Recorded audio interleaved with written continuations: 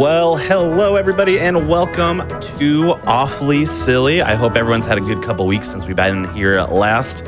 My name is Conception. I'm the host of this show. If you're unfamiliar, if you happen to have been turning in for the first time ever, we've been doing the show a while. This is the show where we get to do the best block of any GDQ, which is obviously the Awful and Silly block, and we get to do it in like normal hours. So it's kind of my favorite thing. So I hope you get to enjoy what we have planned. And we also we always have themed episodes. Can't wait to talk to you a little bit about what tonight's theme is. But before we do that, just wanted to pass along some announcements, some reminders for everybody, mainly right around the corner, believe it or not, March 9th through the 16th is going to be GDQ's next all-women and femme speedrunning event, Cross Fatales 2025. This is going to be an event that's a charity fundraising event, raising funds for the National Women's Law Center. And you're going to want to check out this schedule. This schedule is truly incredible. Really, really stacked. GamesDoneQuick.com/framefatales for more information on that. Or if you're in the Twitch chat right now, just type in !FF. That's going to get you where you need to go regarding Frost Fatales 2025. Additionally, if you're a hotfix enjoyer, which if you're here, you're a hotfix enjoyer, let's just call it what it is, and you would like to support us a little bit, check out the 2024 Season 4 GDQ Hotfix shirt. I almost said shirt, which is the yeti.com/GDQ. I got one of those shirts. It's awesome. It's got all of our logos on it. I cannot stress enough. The shirt is dope. Please check it out. And additionally, if you're, again, a hotfix enjoyer, which of course you are, who isn't a hotfix enjoyer? You're going to want to go over to GDQ Discord and get the hotfix role. That's going to let you keep tabs on upcoming events, of course, but you can also talk with staff, engage with some of your favorite shows or showrunners. So be sure to type in !Discord in Twitch chat to get the link and get your GDQ Discord journey started. Now, tonight's episode for Awfully Silly, we're diving into some very interesting, very unique, and probably pretty niche adventure games. We're going to be kicking it off with a really good one that has definitely some history behind it. A name that you might recognize, but it might not feel super good to you necessarily. But it's going to be an incredible run by an incredible runner as well. We're going to be diving head first into Spore Hero. And it's going to be run by Cabasco. So Cabasco, the floor is yours. Let's dive into that Spore lore. Thank you, Conception. Yes, those are all words I would use to describe Spore Hero for the Nintendo Wii. Definitely. So, like he said, I'm Cabasco. A lot of you might know me as Kobe. I'm here. I'm playing Spore Hero, the game I'm definitely known for. You know, everybody's heard me mention Spore Hero at least once. I'll get into the deep lore, as you put it, for this game. But we're just gonna start it off. This is a Wii game, so you may notice I am stuck looking like a dummy on camera with a Wii remote. I do have to delete a save file really quickly, so I'm just gonna do that, and we can get started right away. So, earlier, let's see, I don't want to get rid of my backup save. That would be a bad idea. So I'm going to get rid of save. Sure. I have loaded the wrong save file by accident when starting a run because of the motion controls. But here's hoping that doesn't happen. So if we're all ready, I'll count us down. And let's do it. 3, 2, 1, go. All right, I didn't select the wrong save file by accident. So let's go. First thing you notice barrier. First thing you notice about Spore Hero, really long load times. It's already been like 10 seconds. Still going. I am running this on a Wii U, which you would think would have faster loads. It doesn't. We've tested it. So, a little opening cutscene here, and since this is a Wii game, I have to start the game off by shaking my Wii remote for like 5 seconds to break out of this egg. But heck yeah. As Confession was saying, you may know about Spore. You may have played Spore as a kid. Very well-known and to some extent popular PC game of its time. I played it a lot. I personally loved it. It's a game about creating a creature and going through all the different stages of life and evolution and building up your creature. And many of you may remember the creature stage from Spore, which is the second stage where you would play like sort of an action adventure type of gameplay style that looks a lot like this. This game, I want to say it's like that. it tries. You want to? Sure. This people often say creature stage is the best part of Spore, so they definitely tried to make a whole game based around it. They tried. But, you know, this game, obviously it's a Wii game, so, you know, a lot of the mouse stuff that would be used for Spore is unfortunately pointer controls. The game has a lot at the start. I have to do a combat tutorial. This game has combat. It's very bad. It's all motion based. There is a skip. Yeah. There is a skip here actually. It wants me to tap B to bite, but I'm actually gonna charge a kick attack, and then I'm gonna bite 3 times. So what this does is it skips the tutorial pop up for the charge attack because I already did it. So that saves a little bit of time by skipping that part of the tutorial. We're just gonna block. The combat's really bad.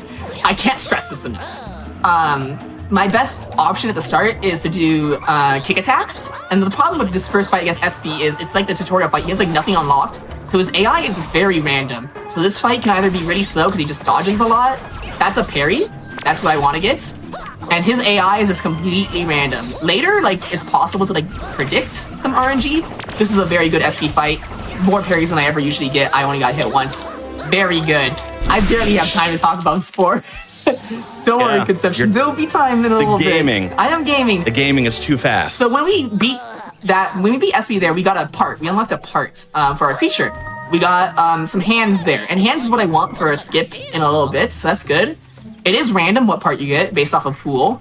And if you're familiar with Spore again, like the creature stage, there you may see some bone piles on the ground. And you can dig those up to unlock parts. We're not going to do that because it's completely random and takes time. So we're going to be relying on rewards entirely.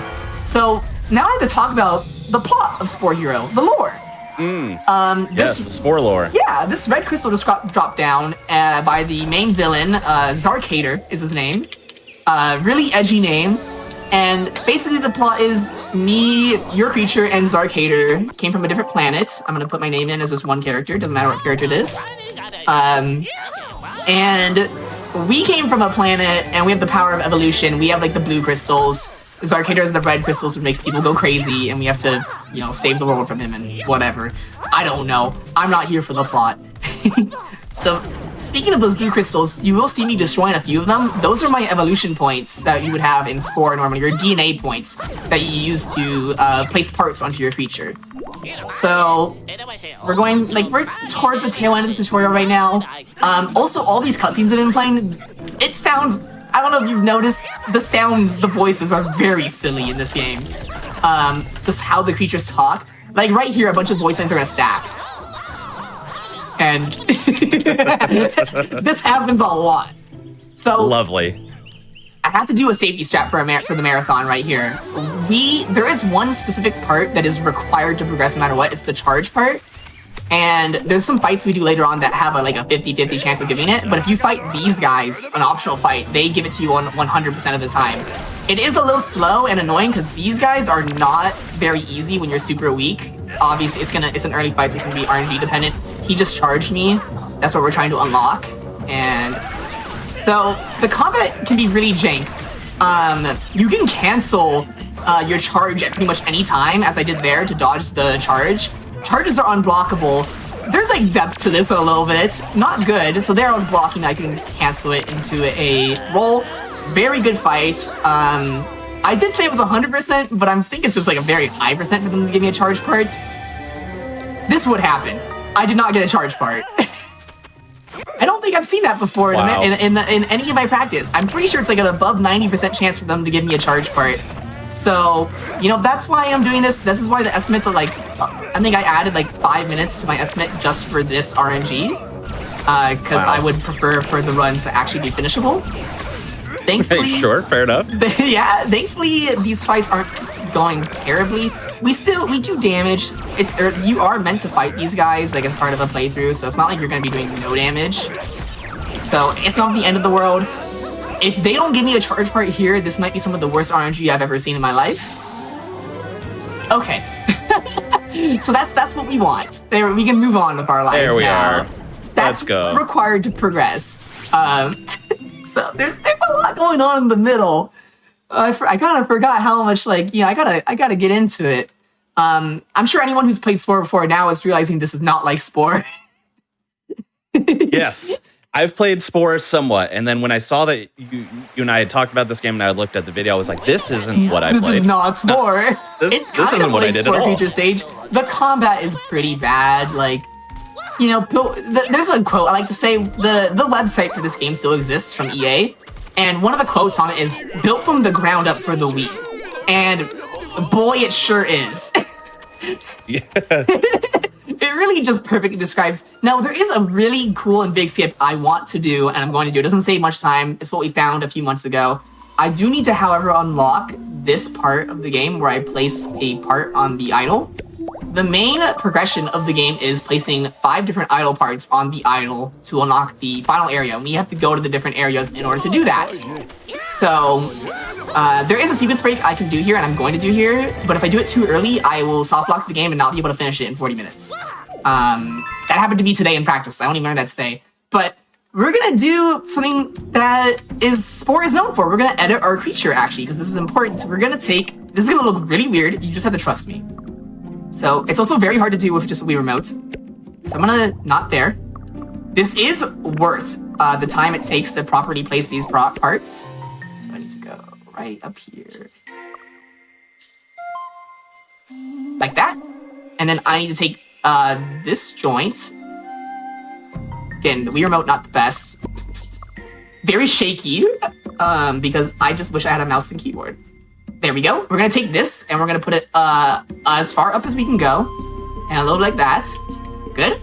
And if this doesn't work, I'm just gonna load a backup save immediately because it's not worth it. Because I want to show this trick off no matter what. And it is accounted for. So like that, and we're gonna use the D-pad to turn these charge parts, the C-stick to enlarge them as large as possible, and if this works, something really funny is gonna happen. If it doesn't work, I'm gonna have to load a save, which we know takes a little bit, and then we can have a little bit of a breather to talk. So, hopefully, this has been done correctly. I'm gonna wedge myself in this corner. Not looking the best, but we're gonna go for it. I'm gonna try to walk in a specific way. And the game may have just decided to soft lock me, which means we're gonna load that save regardless. Oh, wow. Yeah, so if you build your creature incorrectly, you will just get stuck in here and not be able to escape. So we're just gonna do that. You know, I did this for a reason, and this gives us a little bit of a breather. This is, all the reasons for the estimate. This trick was discovered right before GDQ this year, so very recently. And it's very cool. It would break the run. We just need to put some more time into it, but there's a lot of stipulations. To block progression in Spore Hero, like sequence breaking, there's very, very tall invisible walls normally.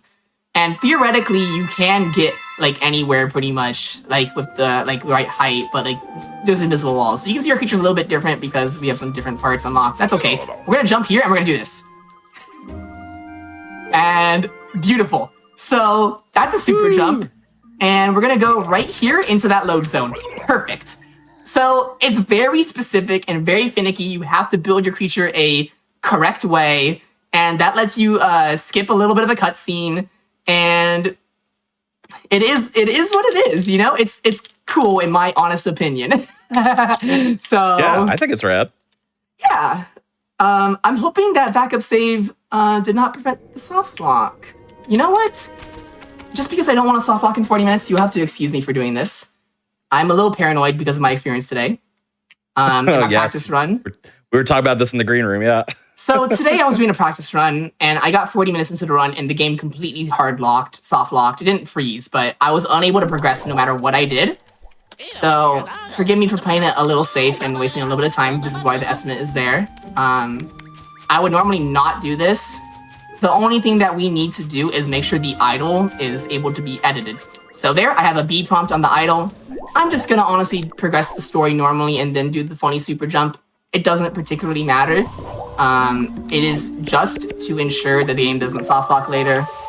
This trick that we have of super jumping, it is good, but because it is specific to building your creature in a specific way, it is not possible. This setup of creature will not work in every corner. We've only found 2 different super jump locations, but where you get it, you certainly get it, because good God.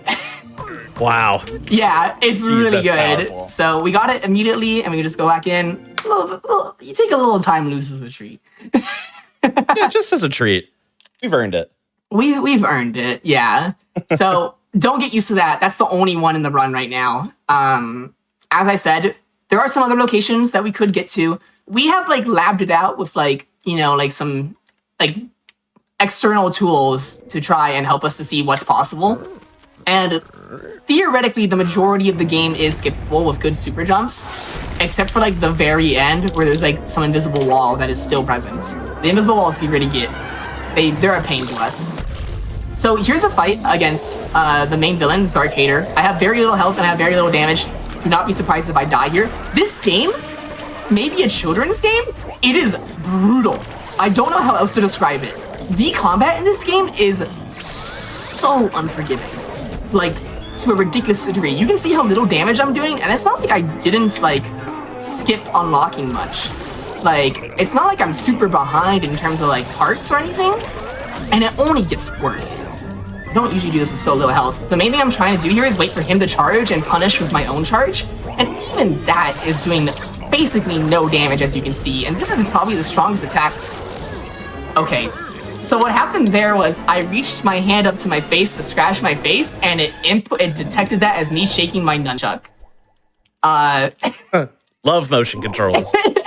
So awesome. So fun fact: when you die, you go back to a nest. Except for this one. This one takes you back to the last loading zone because it's like a story one. They expect you to die here and like, oh, go get stronger. So we don't have to do the super jump again, thankfully. We will have to walk back in the load zone. I have walked through this load zone at least 4 different times in the past few minutes, and the majority of those past few minutes were probably this loading zone. But, excuse me. So we have the moments here. What do you think so far, Conception? Well, it's certainly colorful. I really like the super jump tech. I can't wait to see it, you know, in a few months from now or whatever. I hope so. If there's there's a lot more implementation for it. I think there's a lot of potential there. Otherwise, yeah, this game is goofy as all. Yeah. All heck. If we get the super in like the theoretical route that I've done with like you know, like third-party tools to see how good the super jumps could be, it would bring us under an hour.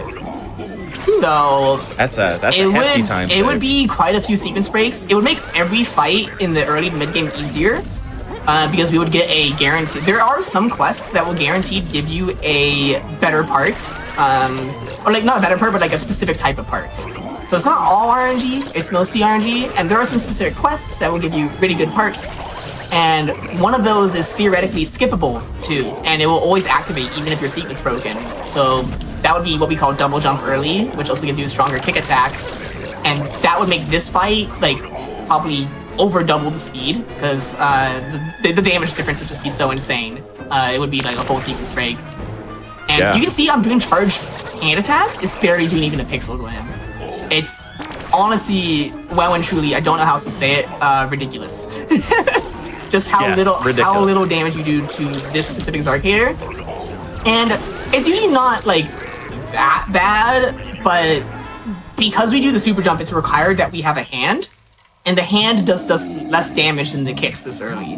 So the super jump makes the fight afterwards a little more difficult. So, you know, it has its pros and cons.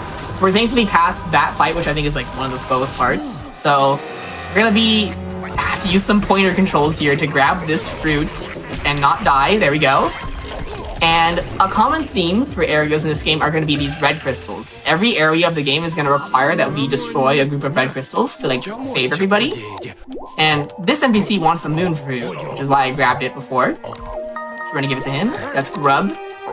And this is like Moonlit Caverns. And for Moonlit Caverns, we're going to have to save Grub's friends in order to talk to the Yeti, which is what we want. It's basically the quest that we sequence broke into, where it's go talk to the Yeti to hopefully learn something about idol parts, and maybe he'll give you one. So that's why we're here, and we're basically just gonna go around and we're gonna complete some basic objectives in order to save Grub's friends so we can save Yeti. And that's gonna involve destroying red crystals, doing some fights, 2 mandatory fights to be exact, and there is gonna be a little bit of a skip, but what I'm gonna do right now is I'm gonna get rid of this hand because it's not good. It's just used for the super jump.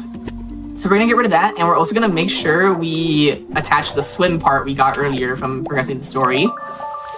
If I didn't play it safe and I went for the super jump, instead of getting like progressing the quest as far as I did, we would not get swim, which is required there. But because the game expects you to already have swim in this area, if I were to dig in a bone pile, it would be 90% of the time it would give me swim no matter what. So it is reasonable to get it like in RNG and worth it for like skipping a little bit of extra cutscene usually. However, I wanted to play it safe. So we're gonna grab a moon fruit. We are gonna need 3 of these total for progression. First red crystal we're gonna destroy is this one, and you can see the game lags when these enemies are all on screen, like a lot. So that's also gonna be built from the ground up for the Wii, you know? For the Wii. For the Wii in particular. Don't mind it. It's on you. Yeah. I mean, it's on you. You're playing it on the Wii U. So I am built playing from the ground up for the Wii. My bad. That's your first mistake. Cody. Yeah, okay. You're right. Don't mind that this is actually a modified version of the Spore engine. They did not actually build it from the ground up, but don't let anybody tell you that. So we're gonna take a little bit of a heal here because we do have 2 mandatory fights coming up, and these are the fights that would normally be the RNG chance to give me charge, which I painstakingly got earlier and got bad RNG on. These 2 enemies have a very high chance of giving you charge, but it's not 100%. I have had runs die right here to them not giving me charge. And also, these fights are pretty rough. There is some RNG that I want to go to my way called a parry chain. We don't want him to jump kick. We want him to do this, and hopefully I can keep the chain going. So I'm gonna focus a little bit. Nope. No, okay. So, as long as I don't die, don't want to die here no matter what.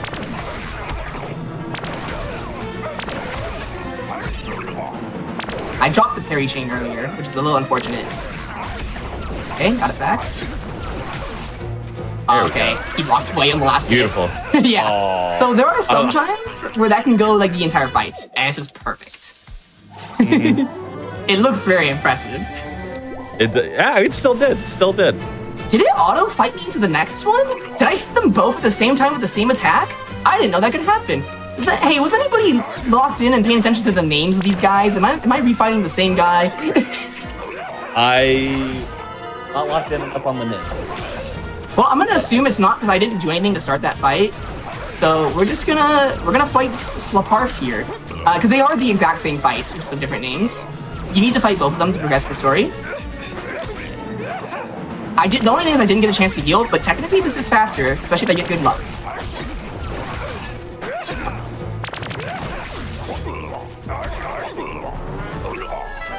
Get away from me.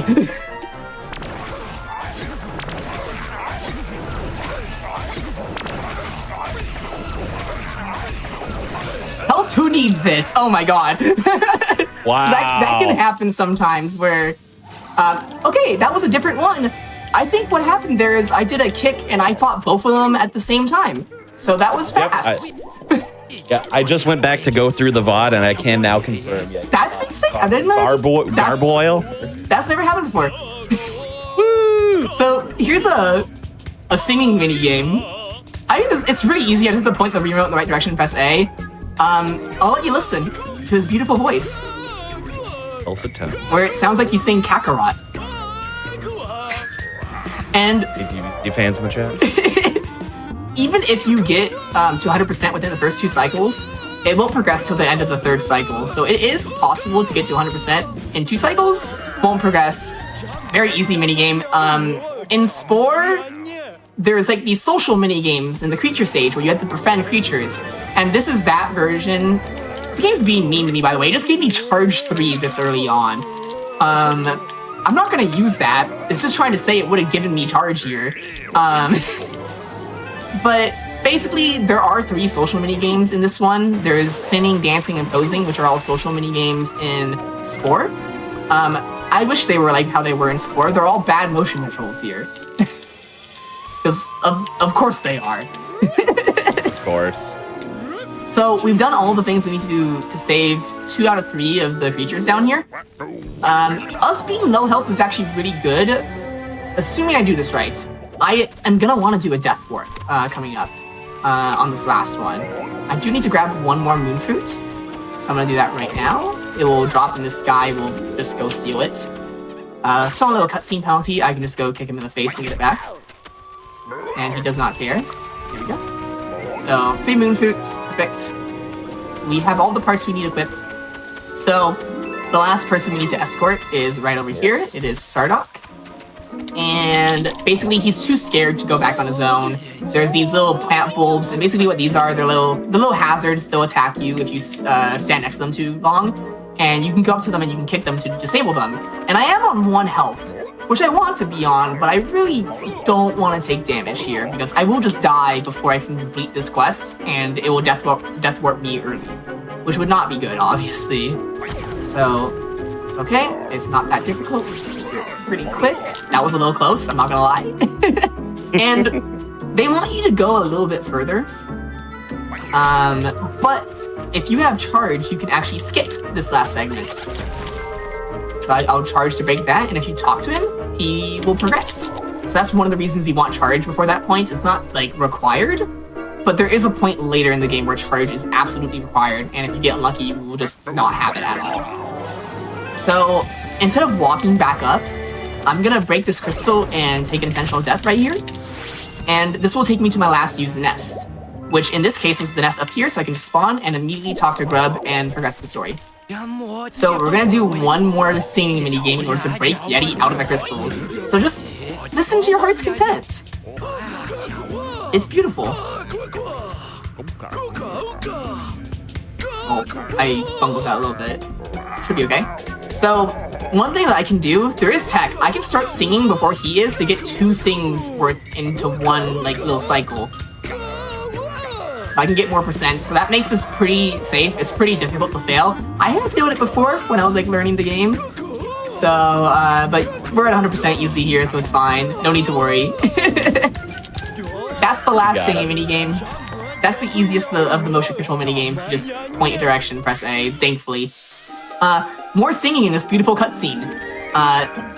Truly wonderful, honestly. A very musical race of whatever these things are. Yeah, they have a race name. I don't remember what it is though. Yeah, they have a species name. I think it has something to do with singing though.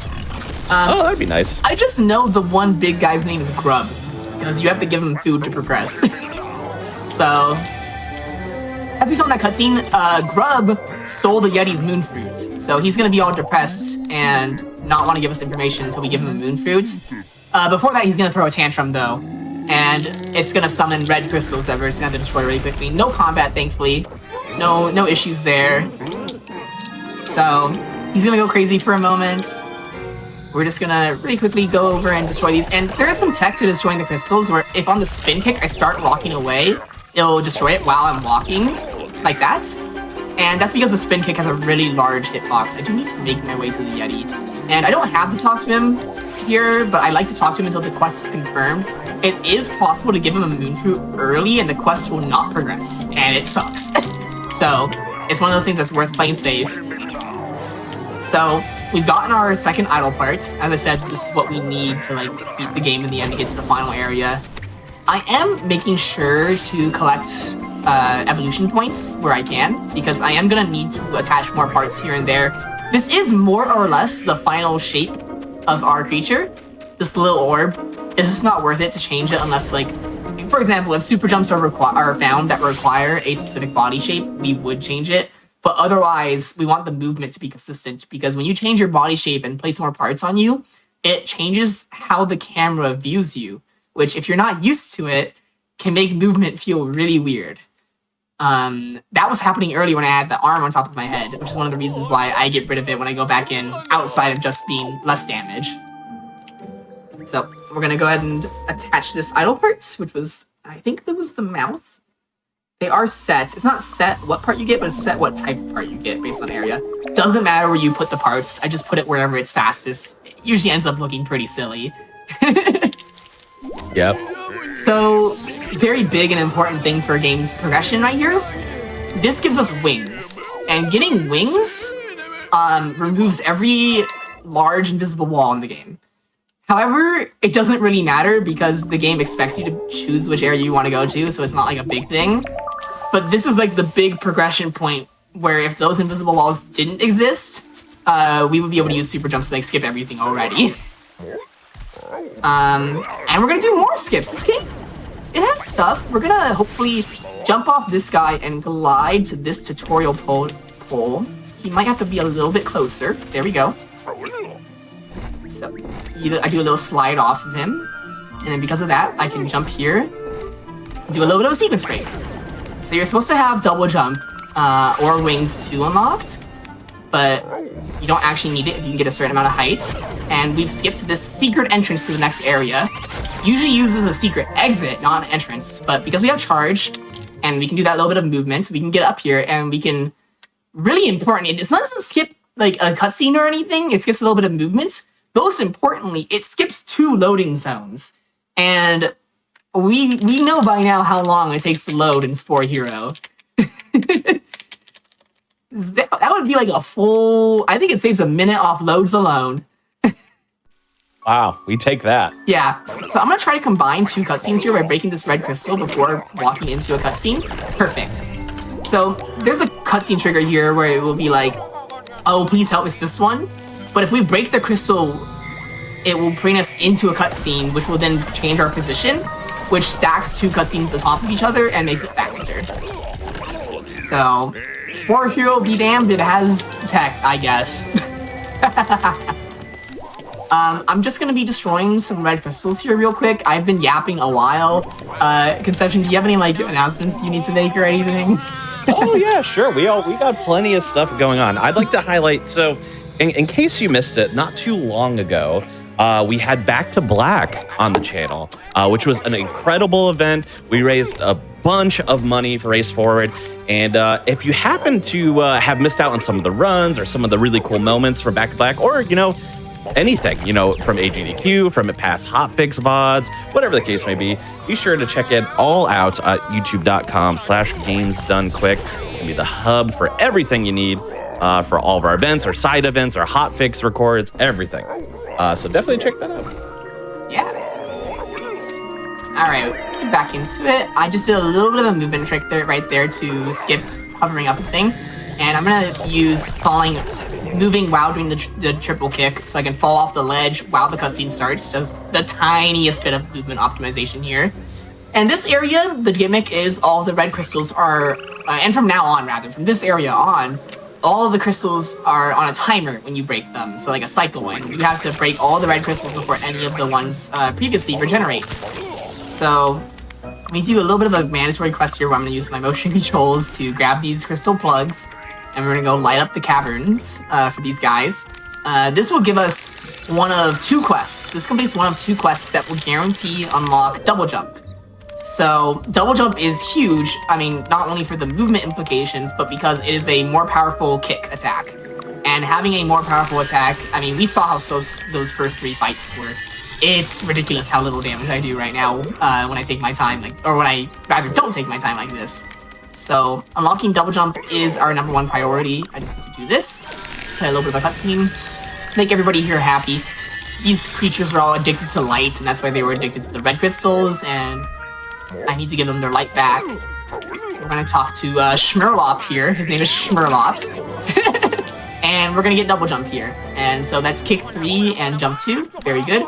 And he's gonna give us a quest. And I hate having to point this out, but if you have some brain rot, you're gonna like the quest that appears in the top left. Whoa, Among Us. I'm sorry. Whoa. Yeah, whoa. I don't like it. Wow. I do point it out though. We do a little bit of the Agent of Chaos. Not only was this game built for the ground up for the Wii, it was well ahead of its time. Yeah, you get it. So I believe double jump requires 80 evolution points to equip, so I need at least 70 here. So perfect. I can sell my eyes to get 10 points, and you don't need your eyes actually in this game at all. Not required. So. Hell yeah. But I am gonna grab this blue crystal. I am gonna need more points, as always. And if this gets me to 80, so be it. It doesn't. We're gonna sell our eyes. Not my mouth. I do need that. Get rid of that. And go ahead and give myself level 3 feet. Jump 2. Perfect. And I'm gonna try to do a little bit of trick here. I need to kick these 2 guys off the platform, and they have a separate cutscene. If I kick them at the same time, they share a cutscene. Nice, perfect. So this is just needed to progress. If you kick them this is where I got stuck as a kid. I think this is where most people get stuck. There is no indication whatsoever that you have to kick these guys. And I never beat the game as a kid because I didn't know you had to do that. And I see a lot of GameFAQs posts about what do I do in Stoneway, because there's no indicator. The game does not tell you at all. So this is the first red crystal of this area that we're going to start with. They're done in a very specific route to make sure they don't respawn at all. Because like I said, they're on a little bit of a timer and they can respawn. Yeah, somebody in chat just said they got stuck exactly here. Yeah. I knew it. Relatable. This is the point where I quit the game as a kid. So we're gonna destroy the FPS is gonna be like 10, and we're just gonna leave the fight because we don't want our frames to be bad. And we're gonna start using double jump to do some of these puzzles. It just works out really well to do that crystal first because it respawns pretty fast, or not fast, it lasts long. And there's a nest there that's free to use to equip double jump. There's a nest here, but you can't use it until you defeat the species that's here. So I can't equip double jump up here. You can barely even get up here without double jump. So, and yeah, a lot of people are saying it's crazy that you don't need eyes, because in Spore, you don't necessarily need eyes, but the game will punish you for not having eyes. It will make your vision very impaired, as one would think if you didn't have eyes. I would. I don't know why they didn't do it in Spore Hero, but we're gonna use double jump to get up here to this crystal. And usually the center crystal that's attached to every crystal is the one that respawns the quickest, which I believe is that crystal I just broke, but that's okay. We get it in the middle, and because we are speedrunners, we definitely make it fast enough to the last two crystals, which are right up here. We do not need double jump to get to this one. It was mainly that middle one. But there are going to be some mandatory fights coming up, which double jump will help with a lot. And these crystals are why charge is required. We cannot get to these crystals at all if we do not have charge unlocked. So we would just get soft locked if we just had skipped it entirely, or like rolled the dice on the RNG and gotten unlucky. Whew. And unfortunately, no time for a breather. I have destroyed this set of red crystals. We have a pretty big skip coming up. It won't look like it, but this is Goglu skip. Yeah, there's an NPC called Goglu, and there are some parts of Spore Hero where they want you to. There's been some creatures that have been deformed, like their evolution's been messed up, and they want you to fix them with your powers of evolution, so they want you to restore them to their original state. And there's an NPC here that wants us to do that, and we're gonna skip them by going to a very specific spot and jumping. This water has a high current that will push you back, but if you time your jumps, you can jump before the water pushes you. And there you go, that's Goglu's skip. We have made it past the high current water, and we skipped the entire area below us now that would normally require us to talk to an NPC, enter a creature creator, which is the load screen entirely, and then rebuild Goglu to his former self. So that's a pretty big skip. And we're gonna go right to the next set of red crystals against my least favorite enemies in the game. After we get a little tutorial, I'm gonna do the same tutorial skip I did at the start of the game, where I'm gonna do 3 different attacks before it tells me to do them in order to skip a line of dialogue. And then I'm gonna do the jump kicks. I hate these two. This guy's name is Spores, and he's very small, and his AI just makes him roll and jump kick, and just spam jump kick, and he loves to roll like that. So they just dodge a lot, and obviously if the AI, he may not be hitting me, but if he's dodging, he's wasting my time. And you know, we're speedrunning, so yeah, we gotta go. Alright, good fight.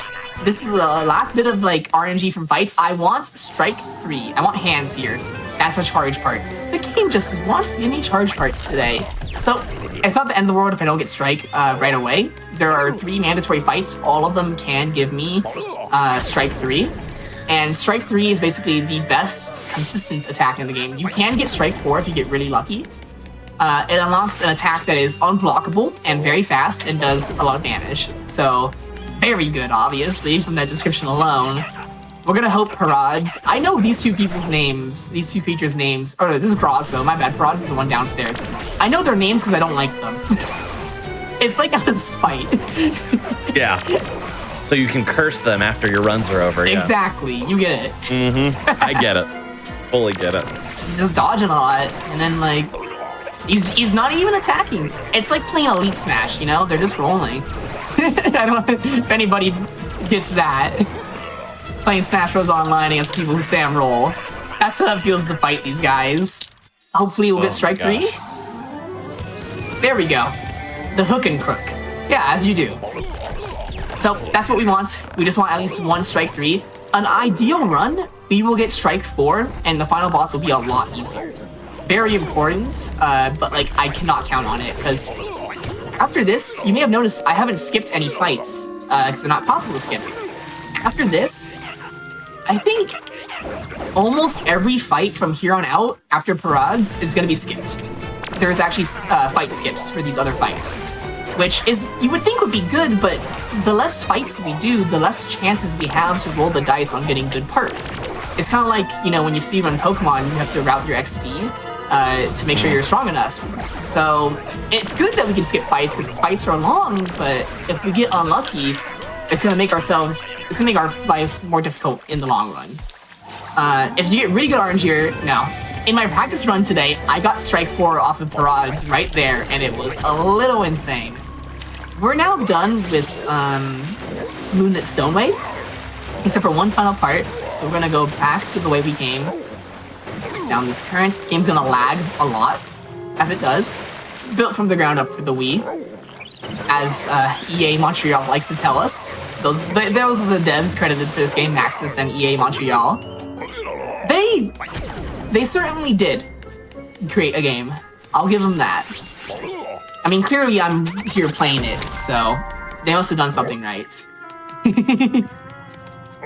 So we're gonna go over to our first fight skip now, Korshti skip. Skips are mostly named after the NPCs' names, if I know their names.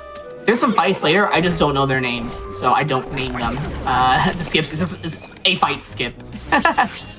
So there's 2 more red crystals. They're both detached, so that's why I get them last. And they're a little out of the way. So oh no. I lost a lot of my health there. The big enemy can stun you, and you just take a lot of damage. There's basically no visual feedback for you taking damage. So here's the quest that we're doing right now is the Traitor Among Us quest. Yes, it's a mandatory story quest. So, yippee, I suppose. And basically what happens here is Korshti betrays his friends for the secrets of evolution. Here's Zarkator. Zarkator evolves throughout the course of the game just like we do, except I don't because I'm a speedrunner and I just keep my blob the entire time. So he's like bribing him with the power of evolution. It's like, oh, keep it under wraps, be quiet, protect the crystal. And normally what we would do here is we would fight Korshti. But a common theme with a lot of these crystals is you can actually hit them outside of the fight cutscene trigger with the triple kick. So there you go. I destroyed the crystal. The fight cutscene is still there, so I have to walk around. But that lets us progress. You don't actually need to fight him. All you need to do for these cutscenes is destroy the red crystal. So theoretically, if we could do this for every fight, you could skip every red crystal fight in the game, but the cutscene triggers aren't always as generous. And another thing is, we actually have to type out Korshti's name with the Wii Remote on a keyboard. So, yeah. Lovely. Yeah. It's, and of course, if you mess up, the back button is on the nunchuck. So I like to hold the Wii Remote with 2 hands when I type. And if I make a mistake, I have to pick up the nunchuck to press Z. Oh my gosh. What a nightmare. I know. So I have to make sure both quests are completed here to get both idle parts. Only one of them is needed to progress. And I'm stuck, by the way, right now until the cutscenes like stack in a weird way. So there we go. There's my my next idle part. And we're gonna move on to the second to last area in the game. The one with, and it's also the area of the most skips in the game. We have a moment before I get there, so if you want to do any more announcements or anything, feel free. Oh, sure. Yeah, we got plenty. So another huge one that we have coming down the pipeline here is that we so towards the end of March is the International Transgender Day of Visibility celebration, which, as you can see right behind Kobe, is obviously something that not only I care about, but a lot of people care about in this community. So we're going to have a celebration in which we are showcasing transgender speedrunners March 29th and March 30th. I highly suggest coming and checking that out, seeing the plethora of talent we have within the community that also of speedrunners that identify as trans. They're incredible people. I cannot wait for this. Use !trans visibility in Twitch chat. That's going to get you some more information about this incredible event. Be sure to mark it on your calendars and come check it out. Yeah, I would recommend. I might submit to that if I have time. Online events are usually difficult for me to do. I gotta clear my schedule for Spore Hero though. Like, yeah. I mean, like it was too huge to pass up. I mean, what an opportunity. Yeah. I'm skipping a little bit of a cutscene here by flying around cutscene trigger. This is the quest that would give us double jump if a double jump like skip would be found or double jump early. There's a giant invisible wall there normally if you don't have wings. It is what it is. We're just gonna skip right past the cutscene that would play for that quest as normally mandatory, and get right over to Mushroom Grove. There's 2 areas called Mushroom something and 2 areas called Moonlit something. They kind of reused assets. I don't blame them. But yeah, like I said, this area has the most skips in the game, so I'm probably gonna be yapping for a little bit. I hope you've been enjoying your time with Spore Hero, everybody. Oh, I mean, who couldn't be enjoying this? Yeah, loading screen simulator. Yeah. So sometimes the game just freezes right here. Yep. Didn't freeze that long that time. It only froze for like half a second. I've had that freeze for 3 seconds before. I think the disc is trying to load the area. Very jank.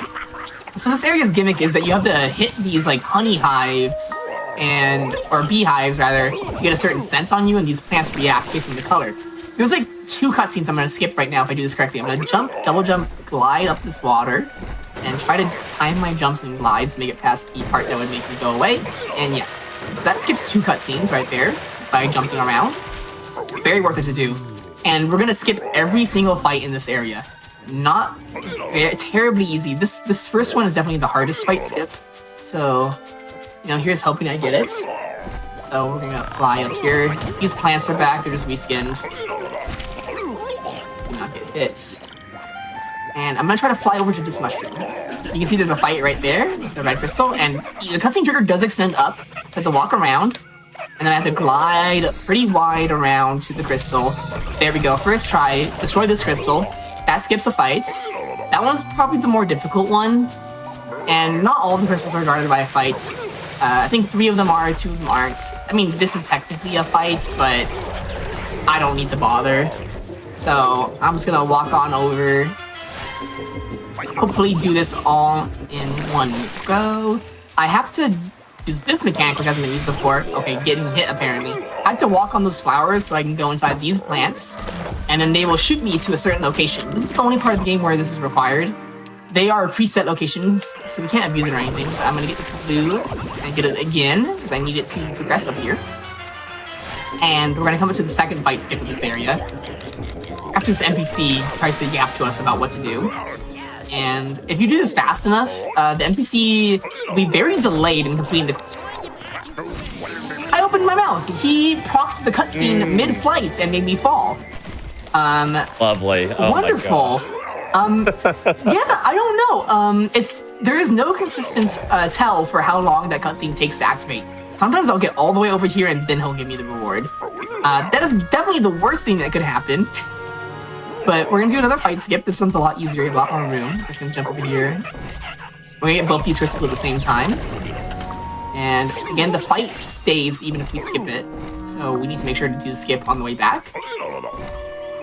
And let's continue over to the last fight skip. This has gone very well so far. There is some leeway. I have a very specific route for what crystals I do win, so I have leeway, and they're not gonna regrow on each other. That's not all the crystals. There's one left, but that's all the fight skips. Make sure I don't walk into it on the way back. Good. This crystal in the middle, it has a cutscene that plays when you destroy it. So if you destroy it last, you stack 2 cutscenes on top of each other again, and 2 quest completions on top of each other. A common thing, I do it like 3 times in the run, I think. I think this is the last time we stack cutscenes, just to have it go a little bit faster. So I'm gonna be frozen a little bit after this cutscene plays.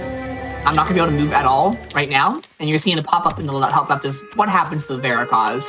The Veracause are the species name for this group of species, and basically, Yak here is their king, and he's been modified in some way so they don't recognize him. So we're gonna be created.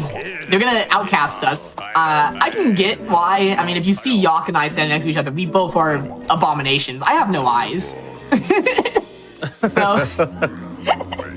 So I don't blame them, but we're gonna go to the second half of this area, and we're gonna go ahead and there's no fights in this area. thankfully, there is something worse than a fight in this area, which is another social minigame, another motion control minigame. So we're gonna be forced to be playing a motion control minigame. I wasn't really paying attention to what reward I got. I got strike 3, didn't I? I did. I forgot to equip that. That's okay, there's plenty of nests. So we're gonna go in here and we're gonna try to do a skip here of one small cutscene by breaking this crystal but not just killing all the enemies. Okay, please let me out. We're trying to not to kill all the enemies until we get over here. We're gonna lure the enemy. Hopefully, one of them fell behind. So I want this enemy to come over here, and I want to kill him all the way over here. So that spawns, you see that NPCs just spawn in. There's a cutscene trigger there. And we need to walk into this cutscene trigger. There's 2 of them. We want Yak to come to us, but we don't want to activate this strange creature cutscene. So by killing the... Sorry, I got a part that's called the Gekkonator, and I just find it very funny. The Gekkonator. Right? Great. There's a lot of really funny piece names. So that just skips like a 1 to 2 line dialogue cutscene. I'm going to use this nest really quickly to attach the arms that I need to use strike 3. So a fun thing about strike, or combat in this game rather, how big your arms are affects your hitboxes. So I'm just gonna do this. And then I'm gonna make the hands really big. And we're playing the rest of the game like that. So let's go. It's the really big hands tech. So that's fun. It makes the movement a little bit more difficult, but it will make fights easier. What it won't make easier is this mandatory dance. So motion control, shake the Wii remote in tempo. It's really bad. I cannot stress enough how bad these motion controls are and how much it likes to improperly detect what Wii remote or nunchuck I am shaking. So, you got an announcement to make? Now would be a good time. For sure. We always have fun. So, another thing, we are just loaded up to the gills with things going on the Games Done Quick Twitch channel here. So, the next one that I can think of here is Speedruns 2025 is actually coming up, February 27th through March 2nd. Which is a charity event, a French charity event that this one will be benefiting doctors of the world. You can use !Speedruns in chat to learn more about the event, but we will be restreaming that event on the Games Done Quick Twitch channel with commentators who are speaking English and who can also provide that entertainment value on this side as well. Lots of great speedrunners and games as a part of that. Be sure to come by and check it out. Beautiful dance, beautiful announcement. Thank you. Of course. That dance felt like we were celebrating together. Yeah, that dance minigame. So even though I hit 100% again, it doesn't complete until it reaches a certain point. Even if I'm at 100, if I stop dancing, I'll lose points because I'm missing notes. If I even end at 99%, I lose. It's... Of course. Yeah. So we're going to try to do a very specific and very quick crystal route here. If I do it wrong, I'll have to go back for that last one, but, hopefully that doesn't happen. We're going to do a very specific sequence of jumps, rather. Nice. Get up here. And we're going to hopefully get a nice hover up to this mushroom. And hopefully avoid some invisible walls. I have to do a bit of a wide... That was a little too wide. So the reason why I do wide jumps is because if you hit an invisible wall in this game, Spore Hero will deplete you of all of your resources. So if you had jumps, no you don't. If you had glide, no you don't. Very, fun, So we're gonna use this to get up here, and the idea here is, it's very tight, but if I make it all the way to this green plant after that red crystal, I can skip. Nice, okay, so I got it right as it ended. That's what you want to see. And that's for later. That's just to make sure I don't have to walk back. And I made it before the red crystals respawned. I think I got a little bit late. So this waterfall red crystal, I think me falling caused me to not make it in time. So it is what it is. It's a very tight route to be able to get there before that crystal respawns. But thankfully, if that happens, none of the other ones will respawn and I can make it no problem. So Yak's gonna walk over in 5 frames per second. And so are these guys. Look at these guys. Hey, oh, look at that. Yeah. They're cruising. So they don't recognize or accept Yak because he looks weird. So do I, to be honest. Look at me with my big arms. We're gonna have to fight 2 of them, and this is one of the big reasons we wanted strike 3. I am very low health. It is possible. Oh yeah, the attack we unlock is called the Unblockable Super Strike de la Muerte. That's what the tutorial says. That's how the game writes it. I don't know why. So we're gonna try to... It's very possible I die here. I'm gonna try to do a bit of a hit stun stacking. I'm gonna try to chain... Oh, he jumped back too far. It's whatever. Dying here is common. He wasn't getting very good RNG. The best part about, as the game puts it, the Unblockable Super Strike de la Muerte is it's unblockable. And it puts them on a lot of stun, which means you can chain them if the AI does what you want. So the only problem is we are motion controls, so it's very hard to be like 100% consistent. Case in point, not getting charge attacks. Also, that didn't reach. So the big arms are meant to give me a bigger hitbox, but as you can tell, the game's being very unkind to me today. And as you can tell right there, why didn't that hit? Spore Hero. That's the best I can say. It didn't hit because Spore Hero. Yes. This fight is not going well. Yeah, so I don't want him to bite me there. And I just, oh man. Ah, this might be the worst RNG I've ever seen for this fight. I lost almost all my health. You love to see that. I'm gonna heal a little bit because I don't want to die again. I have to fight another one of them. It's the exact same fight. So we're just gonna launch 2 little fruits to give us our half health. And we're just gonna go right into it again. Is this Spore game any good? No. I just took a moment to read chat. Contrary to the fact that I am playing it right now, no. I honestly, remind everybody. I could not recommend this game. Yes. Just remind everybody, this show is called Awfully Silly. Anyway, continue. Well, I didn't die yet. Now I died. There it is. Oh. I'm going crazy. Does that fight just answer your question of if you should play this game? It should.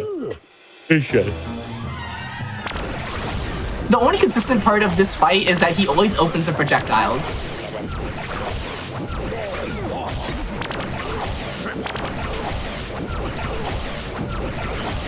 So this is what's supposed to happen. That's what's supposed to happen. Yeah, this one was key. Look at that. That was thankfully that one was fast, so I didn't lose too much time. Strike 4, very crucial. It's gonna make the final boss way easier.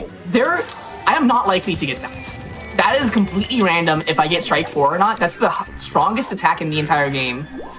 That makes me feel better about myself because I know I'm a little bit behind because we did safety strats and all that, and I died a few times. Having Strike 4 is not a guarantee that I make the final boss easier. It helps. Fun fact about the final boss. Nobody has ever done a run where they did it deathless. It's never been done in a run before. It's that difficult. Wow. I've done it once in practice. I'm talking this more than I need to. I've done it once in practice. So, yeah. I'll talk about it more when I get there. It's not good. This game, I don't expect how I don't know how they expected anyone to beat it. It's really difficult. In the fights, not the other stuff. Also, it's just obtuse. It's obtuse. So here's what I was talking about. We need to make Yak look like his former self, and we need to talk to that item in the cave in order to make him like look like his normal self. We need to know what he... Even if you haven't memorized what he looks like, you can't progress unless you have gone to that statue. So, we're gonna fix him. There, he's fixed. Beautiful. Yeah, so getting to that cave and having it be unlocked before, even though we have to run back to the cave, it saves us the time of hitting the plants and going to the plants. It does save a decent amount of time. Yeah, his people recognize him now. Look at him. Don't mind the fact that his arms are attached to his legs. They recognize him. And this NPC the whole time was Zarkator in disguise, I guess. Because we skipped that cutscene earlier, he still had a poison apple in his hand. He gets mad, he leaves. We get our last idle part now. We get a shortcut back to the Ancient Grove. Now, normally, the game is telling us right now, go do another dancing minigame. And I used to do it until I learned this dancing minigame, thankfully, is skippable. Thank goodness. So what I'm gonna do is I'm gonna grab this blue plant right now. And and there is a green plant that is blocking a shortcut back. This seems intentional. It is an intentional way left, but I don't think it was intentional for you to be able to skip the dance. They just put this here for some other reason. But thankfully, we can use this, and we can get the heck out of here without doing another dancing minigame. So, yeah, as somebody in chat is saying, if there's a bad Wii game, it's usually just bad motion controls, and this game definitely has that. I mean, these fights, there's an option to do PvP on these fights. Doesn't that sound fun? Oh, PvP. Yeah, get us a new mystery game for GDQ. Oh, jeez. that would go kind of hard. I have to be honest. That would be kind of funny. Wait, speaking of GDQ, people try to figure this out. Yeah, this reminds me how I rediscovered this game is I went to a retro game store at GDQ 2023 with some friends, or 2024 rather, with some friends, and I saw this game and it called to me. I was like, I remember this game. It sucked. And then I practiced and learned the game in the GDQ practice room, and here I am now. So yeah, I hear a lot so of many stories like journeys that. start. Yeah, I was just right? gonna say how often that start. Actually, AGDQ 2024. I also went to a retro game shop. I got Barbie for the NES. I learned it in the interim time, and then I ran it. Yeah. I ran it at SGDQ 2024. Yeah, I remember that. So. Thankfully, this is where the game would soft lock last time, like when I did practice, because I wouldn't be able to edit the idle, but we made sure I was able to. There's still one more part left, so we're gonna have to talk to the sage twice. He's gonna be like, where did I put that last part? And he's gonna give us access to Wings 2 in order to get to the last part. The thing is, we don't actually need Wings 2 to get to the last part, so we're gonna wait, but we do need it later, but it's more worth it to edit our creature at a more convenient time later on. So instead, we're going to do a little skip right here. We're going to get onto this beanstalk, and we're just going to jump right up here. And this is where the last idle part is. So we're going to grab it from the idle, the pose master, rather. And we're also going to grab this blue crystal right here. And now that I'm so close to the nest, I'm going to go ahead and edit my creature. This is the second to last time I'll be editing my creature, mainly because it's worth it to do so because I got really lucky and got strike 4. We're going to make sure our hands are really big. That looks ridiculous. And we're gonna go ahead and clip Wings 2. Sorry, my bad. A singular asymmetrical wing, because that can happen sometimes. Wing. Look at that, I can fly like that, just one wing. Wow. It's beautiful. It just looks ridiculous. That looks ridiculous. That doesn't make any sense. Of course it doesn't. So that can happen on parts sometimes. And again, it doesn't matter where I place the parts, I'm just sticking them on wherever my cursor ends up. And that's our final MacGuffin. The Ancient Guardian is going to come to life, and yeah, he's going to glitch the heck out because of how we put the parts on him. He's just going to deform a lot. Lovely. This is what unlocks the final area of the game. You would think we could skip right to the final area of the game because our super jump that we have is right here, but it seems like the loading zone is within the rocks or just not active at all until this part of the game, which is really unfortunate because it's right there, you know? Like, that would be insane. That would make this run like 30 minutes long. But unfortunately, Spore Hero is not very kind. No. Yeah, so because we got really good RNG of Strike 4, we actually have these fight skips. There's no worries to do them. Like, normally, we'd be like, oh, we're missing out on fights. We're not going to get Strike 4. But we're fine. So there's only one mandatory fight before the final boss. And all the other ones we're going to skip. And somebody asked if this is related to the prototype 4X game from Spore. It's not. This is... I don't know how to describe this to you, I'm going to be honest. It's Spore Hero. It is an action-adventure game that tries its damnedest. It's trying its best out here. It really is. So here's Creature Beach. The entire final area, it's kind of a cool concept.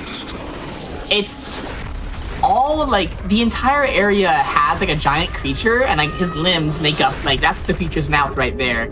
And you can see all the tentacles going around. Like the entire area is made up of this giant creature. And basically you're racing Zarkator as he little waddles on up into the creature's mouth and he's trying to get the creature's like brain, I think, very randomly. So like unlock the secrets of evolution or something. I don't know, man. It's Spore Hero. Here's our last mandatory fight. Our hands are so big. So hopefully that should make our attacks go pretty far. As you can see, they're reaching pretty big hit detection right now. So we're gonna hope for okay, so there is a downside to this. It makes our hurt box bigger. As you can see, he's hitting us from... He parried me! As you can see, it's making him hit us from pretty far away. So there is a downside. Oh, I forgot, that's an air charge. It's unblockable. This guy's kind of messing me up.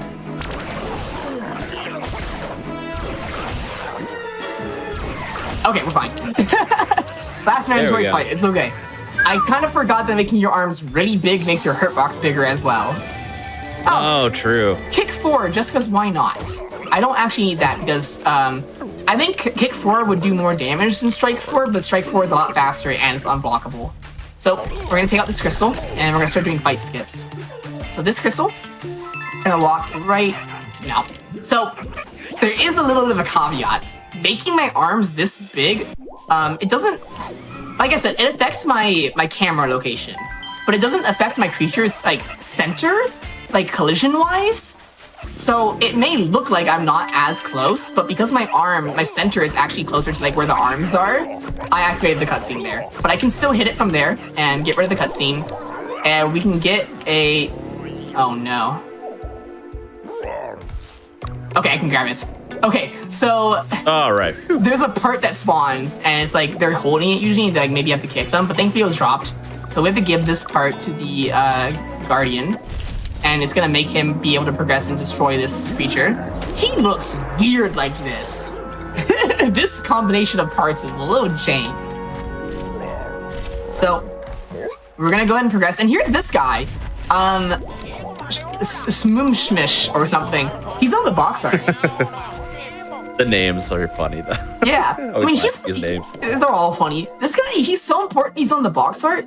He only shows up now.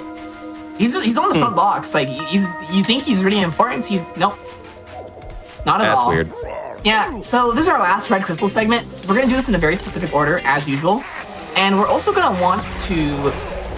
I don't usually kill enemies, but safety strats I'm gonna because we do come back here later. I need to grab 2 pearls in advance, so I'm just gonna do this, not even the motion controls. And we're gonna do these crystals in a very specific order because we do need to destroy them all before they all respawn. You may see I'm skipping this crystal. This is the large center crystal, so it comes back the quickest. So it's not in our best interest to destroy it right now, and we want to end on a specific crystal so we can be close to like where we need to progress. Here's another fight skip, so we're just gonna go right around, and then, okay, I am stuck. So once we're on the back side of it, we can inch forward and destroy this crystal like this. Skip the fight. And then we're gonna go ahead and grab some more flowers. I was wrong earlier, there is one more of those flowers that we have to grab. We are gonna quickly, before it wears off, grab this pearl. Here we go. It's faster to use pointer controls than it is to watch the animation of your creature picking up the object, but it is a lot more difficult to use pointer controls on the Wii before Wii Motion Plus was even a thing. I've tried playing this game with Wii Motion Plus, it doesn't work. It is a modern day tragedy because it's too old. I thought maybe like, oh, maybe this will help me with all these motion control mini games that I hate. It doesn't. So we're gonna zigzag back to this big crystal. The frame rate's gonna drop a lot. And we're gonna destroy it. And we're gonna end on this crystal over here on this island. Because we need to, the next progression is gonna be on these islands. And it's gonna be by far the silliest part of the game if you're watching my webcam. Because I have to do a motion control minigame, and this is by far the jankest. So this should be good. So we're gonna talk to these guys, and they're like, oh, you want the feather? Bring me a pearl. So this is why we grab these pearls. And once you give them a pearl, they're gonna ask to do their minigame. And this is the posing minigame, so here I go. I hate this. It's really bad, it's really difficult, and if you mess up, you lose a lot of time. So I just have to make sure that this doesn't, the main thing that can go wrong is it can all of a sudden decide to not detect my Wii remotes. So far so good. So if you fall, it'll be really bad. So I have to do these motions and I have to tilt based on what's happening. And it makes me look really silly. And if you're unlucky, you'll just fall and it won't detect your Wii remote. Okay, that's one side. So now we're gonna clap his hands by doing this.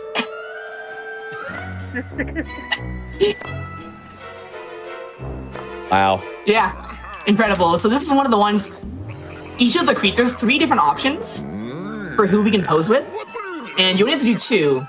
And they're all varying levels of difficulty. So this guy you can't one cycle. No. Okay, so it has begun. I fell, and it takes forever to get back. I missed that cycle entirely. My creature's still not posing. Okay, as long as I stay at 100%. Okay, saved it. I'm gonna put my Wii remote down. Failing this part does not get you below 100%. So I'm not even gonna bother. It's so bad. I think he's gonna make me do one more pose and it's gonna end. I think that's the most difficult pose. I think the next one can be one cycled if it goes correctly. I fell once and I was already at 100%, so it wasn't as bad, but you can see how that's already done. Yes, gosh. Like I was doing the motion like no differently than the first time and it just made me fall. Game bad. Yeah, all those motion control gimmicks and a variety of games that they did for the Wii is just, they make me laugh, but it's just like, oh gosh, the technology was not quite there. No, this is why I was really hoping it'd be Wii Motion Plus, but yeah. It makes me think of the Rabbids game on Wii, like the first Rabbids game that had all those weird motion controls. Mm-hmm. You know exactly what I'm talking about, I can tell. Oh, yes. I've played Rayman Raving Rabbids quite a bit, and those controls are bonkers, yes. Okay, well, it just forced me to fall once for no reason, so I might miss out on a one cycle, or just winning outright, but we'll try to lock in here as best as I can. Lock in. Oh, yeah, sometimes it just doesn't work for smacking his hand. Okay. So rad. But it just missed out on a few points right there. Okay, there we go. Now it's working. Like, the thing that gets me is I'm never doing anything different. It just fails, because it feels like it. Yeah, so, because I fell once, I failed that entirely and I have to do it again. Of course. So, and also he's stuck doing animation, so I can't talk to him. So, yeah, this guy he's a bit of a double-edged sword. He is a one cycle. Like, he only has one cycle, and you can finish it in that one cycle, but if you fail once, you will be redoing it. Oh, no. Okay.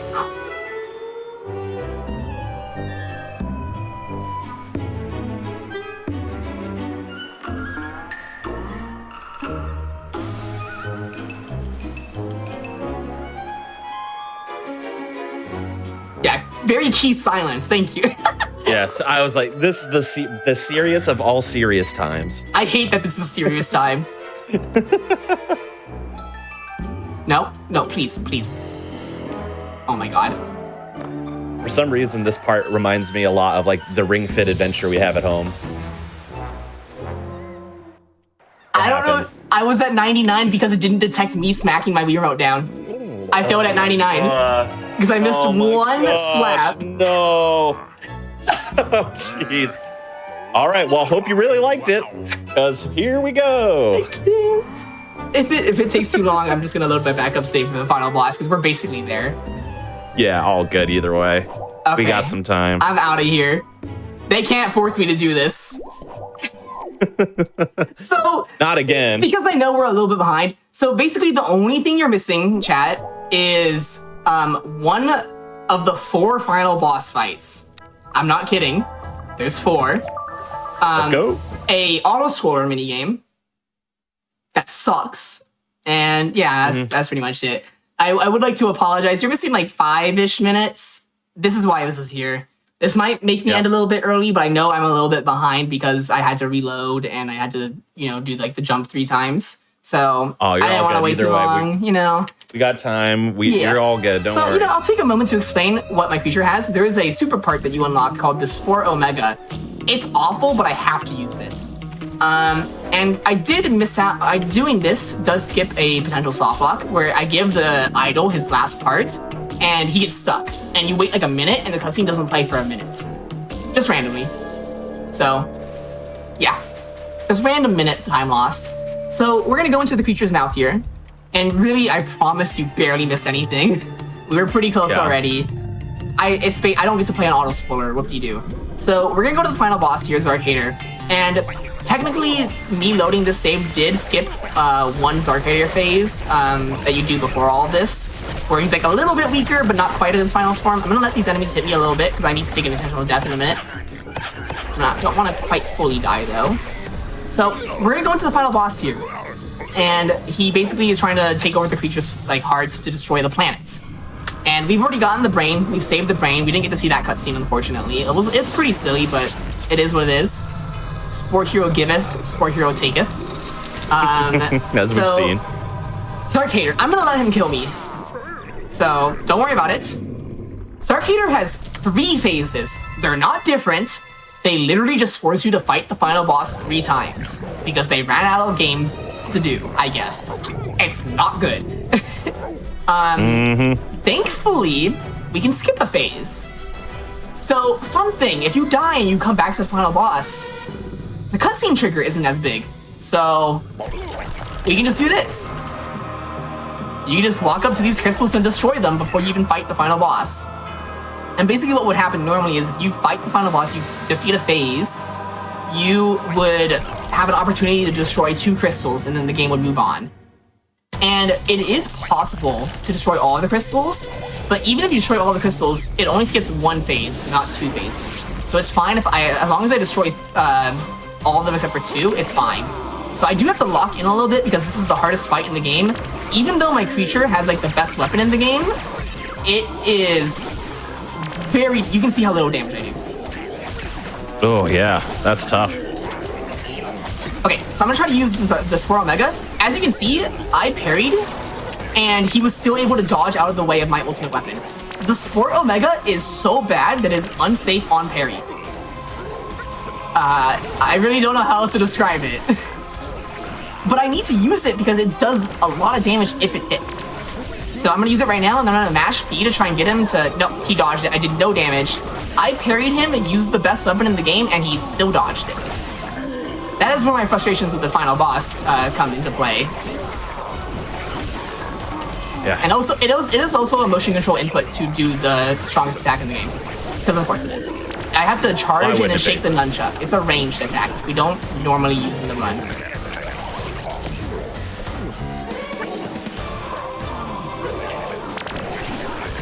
Try to use it. He dodged it again. I did no damage at all, even though I parried.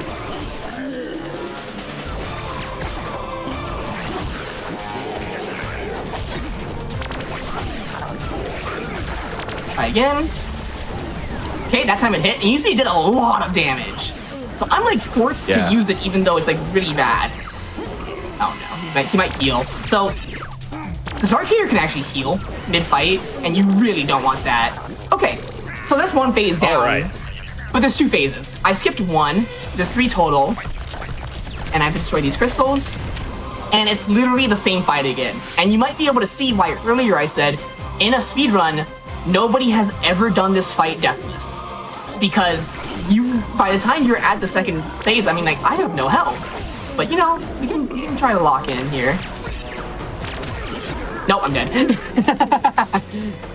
It is what it is. Yeah, I've done it once in practice.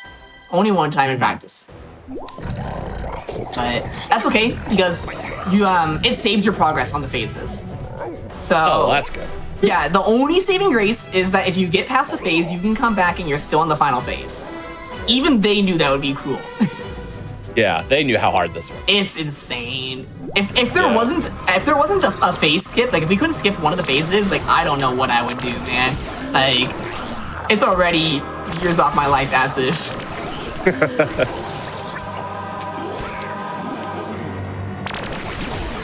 So it is possible to stun lock Zarkator, but not easy. You need the RNG to go your way.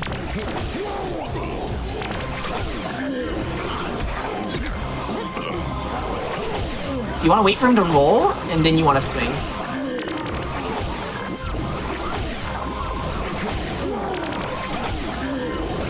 Nah, he didn't roll that time. But hopefully we can get Spore Omega hit off. So he blocked it. The Spore Omega, by the way, is blockable. So some final weapon.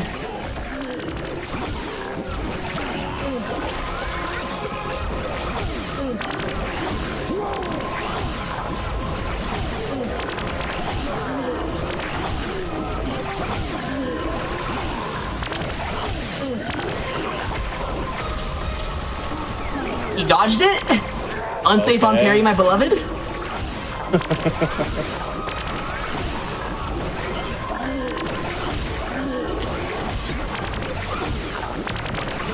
Okay. Let's go. Very good. That showed off like how it could be RNG in your favor sometimes. I was doing no damage though. Like it's ridiculous how little damage you do. Okay, time's coming up. I don't know how ahead or behind this is due to the saves or whatever, but time's coming up as soon as I press check mark and time. The game. Also, okay, that's good. That's good. It came right around there. So the game wants you to edit Zarkator to be powerless, but you can just not edit him at all, and everybody's laughing at him as if you just made him look really weird. He looks no different. He just waddles away really sad, like he's not still really powerful. But there you go. That's Spore Hero. We had a little bit of a mishap that made me like miss out on like a minute, like 3 minutes of the run. I mean, motion. You saw what happened. It was very cruel to me. The motion controls. It was not kind. It was not kind. I still got to show everything. I'm very happy with that. Thank you for giving me the chance to show Spore Hero, I guess. I guess. Okay. I was saying thank you, and I was like, well, is it a good thing that the world now knows about Spore Hero? It's a net positive. We'll it could be, you know? Yeah. I had a lot of fun. Thank you I got to show off the super jump. It went relatively well. Thank you so much for having me on your show, Conception. Yeah, hey, it was my pleasure. You know, even if Spore Hero is not the best game to play, we at least had a good time going on this silly adventure together. Us, chat, and everybody. So I think we all had a good time. Any other like shout outs or plugs you'd like to do before we get set up for a second one? First off, I'd like to shout out my friend Haxie, who they've helped me route a few games, but Spore Hero was a big one because we were rooming together at GDQ, I believe, and yeah, it was at GDQ where I bought Spore Hero, so they had to bear witness to the game, and they are the one who found the consistent super jump setup that I did in the run. And as people in chat are saying, let's go bingo, I always have to throw it in there at least once. Shouts to the Spore speedrunning community. There's only 3 people that care about Spore Hero, me, Haxie, and one other person that found the super jumps in the first place. And we have a little bit of a spot in the Spore speedrunning Discord. A lot more people run the actual Spore as opposed to Spore Hero. Sure. And of course, me, myself, I'm Tabasco. I don't stream very often. I hopefully, you know, because GDQ submissions are coming up, I'll be streaming a little bit. I normally, believe it or not, do not speedrun Spore Hero. I just like to say I do. I mean, I do, but it's not like my main thing. I would hope not, given what it is. But I like to speedrun Street Pass games for the 3DS mainly, and Chibi Robo. So those are my main things. I also like to mod video games a lot. You can follow me on Blue Sky at Cabasco. And thank you, very random, thank you to Helix for letting me use her setup for this. Yeah. So, I mean, most people who thank you, who watch this know that it was not my setup. So I think that's it. Thank you again, Conception, for letting me, for having Spore Hero. Oh, sure. The pleasure was mine. And as a supplementary plug, since you are at Helix's place, also check out Parallel Universe. Yeah, be sure to check out that incredible hotfix show as well. But without further ado, we are going to take a little bit of a break here as we get set up for our next silly adventure game. So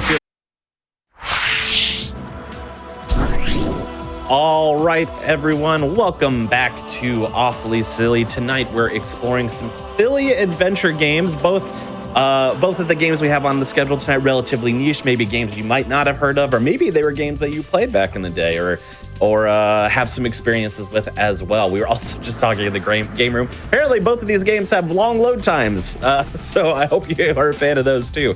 But before we jump into our next game in the Silly Adventures catalog here, a couple of announcements. So first, your subs, Prime Gaming subs, gift subs, and bits cheered on the GDQ Twitch channel, which is where a lot of you are at right here at the moment, help support Games Done Quick Hotfix. So if you enjoy the hotfix content, is speedruns in general, our side events, anything under the GDQ umbrella, consider subscribing to the channel to get access to our emotes. That's also going to let you chat with other subscribers during our replays as well. So highly suggest doing that. And lastly, if you are a hotfix enjoyer, which as I established at the beginning of the last run, we're all hotfix enjoyers, we have to be. feel free to go on over to gamesdonequick.com/hotfix. Now, what that's going to do is going to give you a rundown of the schedule of the season, meaning the shows that are within the season, as well as allows you to check out the in-depth schedule so you can see a little bit of what we have planned for the entire week. So feel free to check that out. We have so much Hotfix content left remaining this week. It's all going to be great. Be sure to take a look. Now, without further ado, yes, we kicked it off with an incredible run of Spore Hero by Kobasco. Incredibly goofy run as well with some fun, interesting tech and some, unfortunately, abysmal motion control. But we're going to dive in a little bit more retro, just a little bit farther into the past with this next one. This is going to be a little PS1 title called Tai-Fu, Wrath of the Tiger. And this is going to be run by Sergeant Silent. So Sergeant Silent, show us some tiger kung fu action. Whoa! Here we are. We're at Tai-Fu. I'm excited to be here. I've been wanting to run this at GDQ for a while. I submitted it with hopes of it being in the silly block, and it's not quite silly block, but it's more than sufficient. I'm really happy. So, hello everyone. I am Sarge, as I was introduced, and I have with me on comms current world record holder Do2, who came up with a lot of the strats you're going to be seeing today. G'day everyone. Good to be here. There we go. And we're gonna start this off by accidentally letting the tech demo play. I was explaining in the green room that if you let the tech demo play while you have fast disk speed on, the game doesn't exactly know how to handle that. So you saw Ty kind of pause right there. So now the whole demo is desynced. Everything is going to be weird. It's going to start kind of normal, but very quickly, Ty, our main character here, is going to start kind of running into walls and spike pits and circles, and none of this is supposed to happen. We're pretty certain that the devs kind of like decided, here's this hard-coded script. This is how Ty's going to act. That includes hard-coding how long the loads are, which, again, I want to emphasize, this is fast disk speed loads. Just for everyone, remember that. So, yeah, if I let it play the second tech demo, the guy, or Ty, will game over, and then I'll have to do a whole console restart. We're not here for that. No. Cool tech, not what we're here for. Sure. So, if everyone is ready, time will start as soon as I hit start. By all means. All right. Here we go. In 3, 2, 1, go. Woo. Here we go. So, this is definitely an action game. The story is a little... where was I going with that? I had lots of thoughts there. Anyway, that's the big bad evil guy. You're introduced to him right away. There's a lot of story I wish we could show you, but that would be spoilers. You should play the game yourself. Level 1 right away, and we're gonna immediately jump over a wall, grab a safety life just because marathon safety, and finish the first level. That's meant to be a tutorial. We're gonna do none of the tutorial. Jumping over walls and getting out of bounds, I guess you could call that out of bounds, is going to be the name of this game. That's pretty much everything we're going to see here. Is if I'm doing a level, I'm probably out of bounds. And again, a lot of the newer stuff, we had some out of bounds, and then Do2 here, he came in and was like, hold this, and it found like, how many more out of bounds would you say you've found at this point? How much tech have you improved? I'd say probably about 10-ish, but I'm probably overestimating. At least 5. What matters is most of them are significant. We had another community I'm in, the Blasto community. Someone named McNignag join, and he asked if you could. We had resources so we could do a task for the game, and that's another game that Do2's part of, and I just casually said, hey, if you're interested, we could also use a task for Ty. And he was like, yeah, I got this. Oh, come on. And he picked the game up, did a lot of task stuff, and I know he based a lot of that on what Do2 found. And then Do2, I'm being bullied here on Fight 1. Dota based of stuff like that. So really, really, a lot has happened in the last year-ish. So it's been pretty exciting just to see where this game has been going. I hadn't ran this game for about 5 years prior to being contacted to run this game. And I was like, okay, well, I don't want to go into GDQ with 5 years of Rust under my belt, so let's make something happen. I basically had to relearn the entire game with a preliminary tutorial that Dota painstakingly took the time to put together. We're working on a potentially version 2 of that tutorial, maybe in the future, but for now, if you are interested, I can tell you right away, we do have a video tutorial, so you can get started with at least attempting to learn the game. Yeah, I'd have to say maybe wait for V2. If you watch the first tutorial, you're going to have to build on what I show you. It's more of a show, don't tell kind of thing.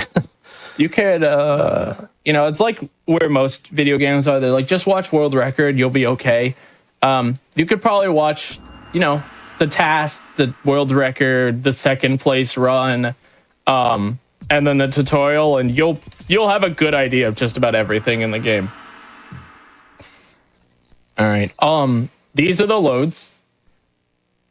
Long loads. Remember, they're longer if we don't have FDS on.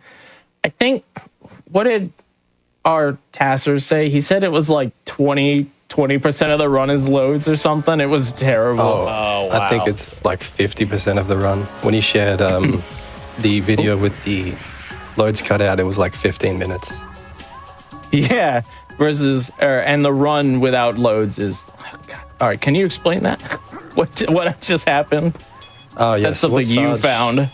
Was just doing there is called back tapping. So when you walk into the wall, you'll sort of gain a little bit of height, and if you quickly tap backwards or the opposite direction to the way you're going with your analog stick on the D-pad, you can sort of penetrate into the wall and get up warped. So yeah. Then you can do that to jump up to places you're not supposed to get to and sequence break. Yep. There's a second one you can do, as well as a large out of bounds you can do if you want to do this level even faster. But I was incredibly inconsistent, excuse me, at both of those follow-ups. So I just chose to basically do the rest of the level intended. The reason we do that is because it's a it's a fight skip.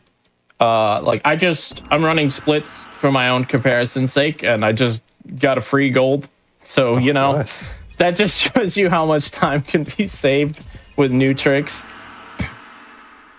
Yeah, and also at the end there, he was walking against the wall. It sort of activates the enemies that would normally jump down off of the wall and drags them down to the bottom of the wall. So that's just another example of the extremely janky slope interactions we have in this game.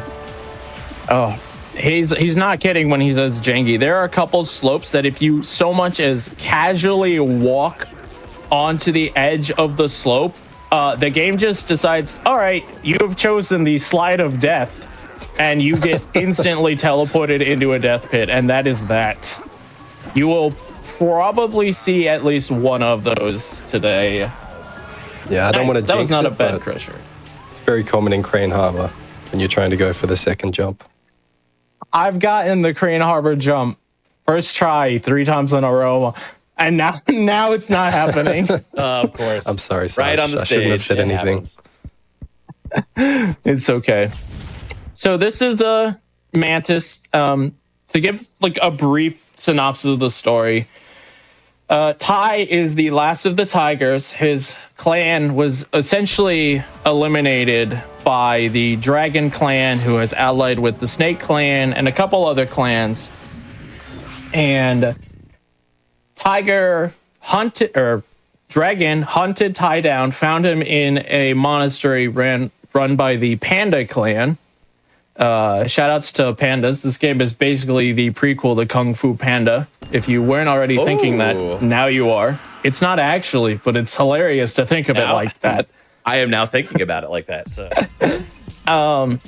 So Dragon kicked in, and Ty basically said something along the lines of, you'll pay for this. I'll come back.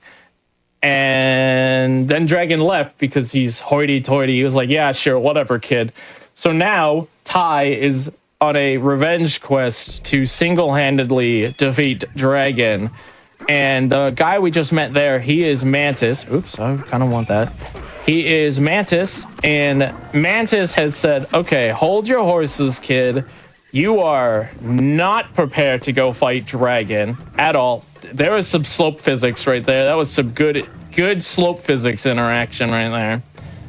So now we're on a quest to go meet a whole bunch of masters, to get a whole bunch of skills, to prove that we can indeed avenge the Tiger Clan and defeat Dragon and all of this shenanigans. Just, simple revenge. Prove that we are the tiger that we know we can be. Did I miss anything there? I think that was pretty accurate.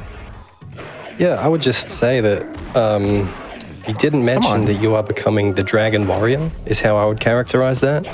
And you're learning the different styles from the Furious Five. I'm not enough of a movie buff, but I believe you. That sounds very accurate. This game is actually super like Chinese. I don't know if mythology is the right word, but you're gonna see a lot of themes of like dragon, snake, tiger. The zodiacs are really well represented in this game, and there's a lot of kung fu aspects in here too. Also, that was a chi blast.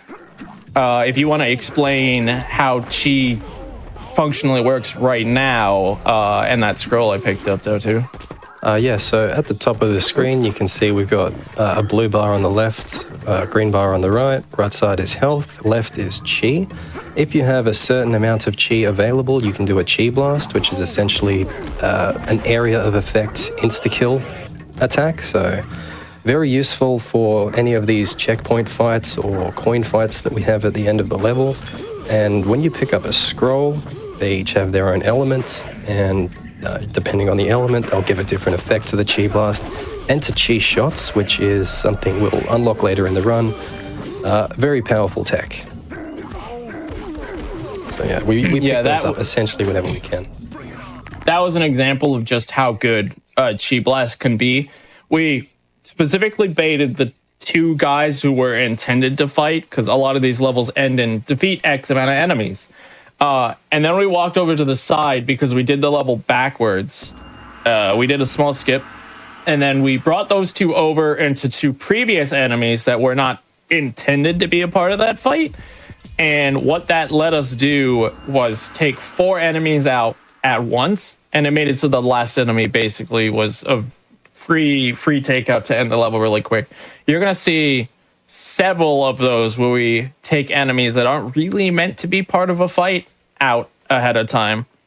But that level's really prolific at it. Oops, I'm stuck.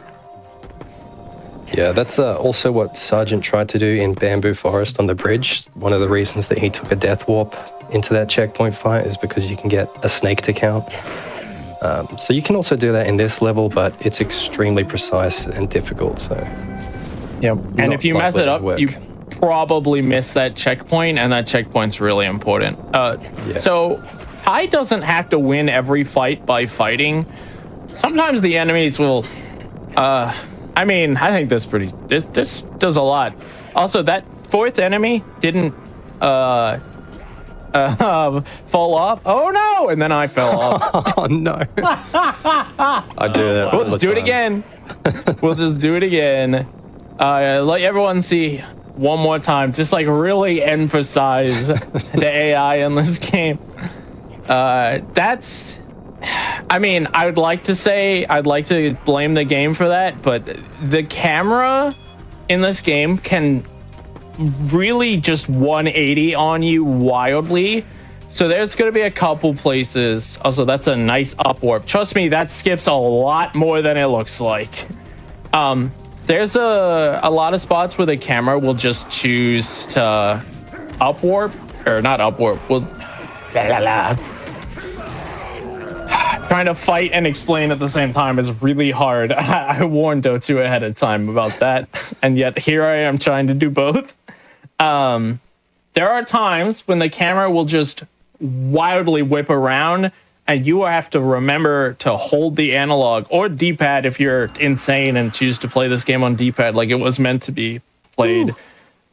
You just have to remember or know to hold the right direction. You're gonna see that in an upcoming level when the camera does that.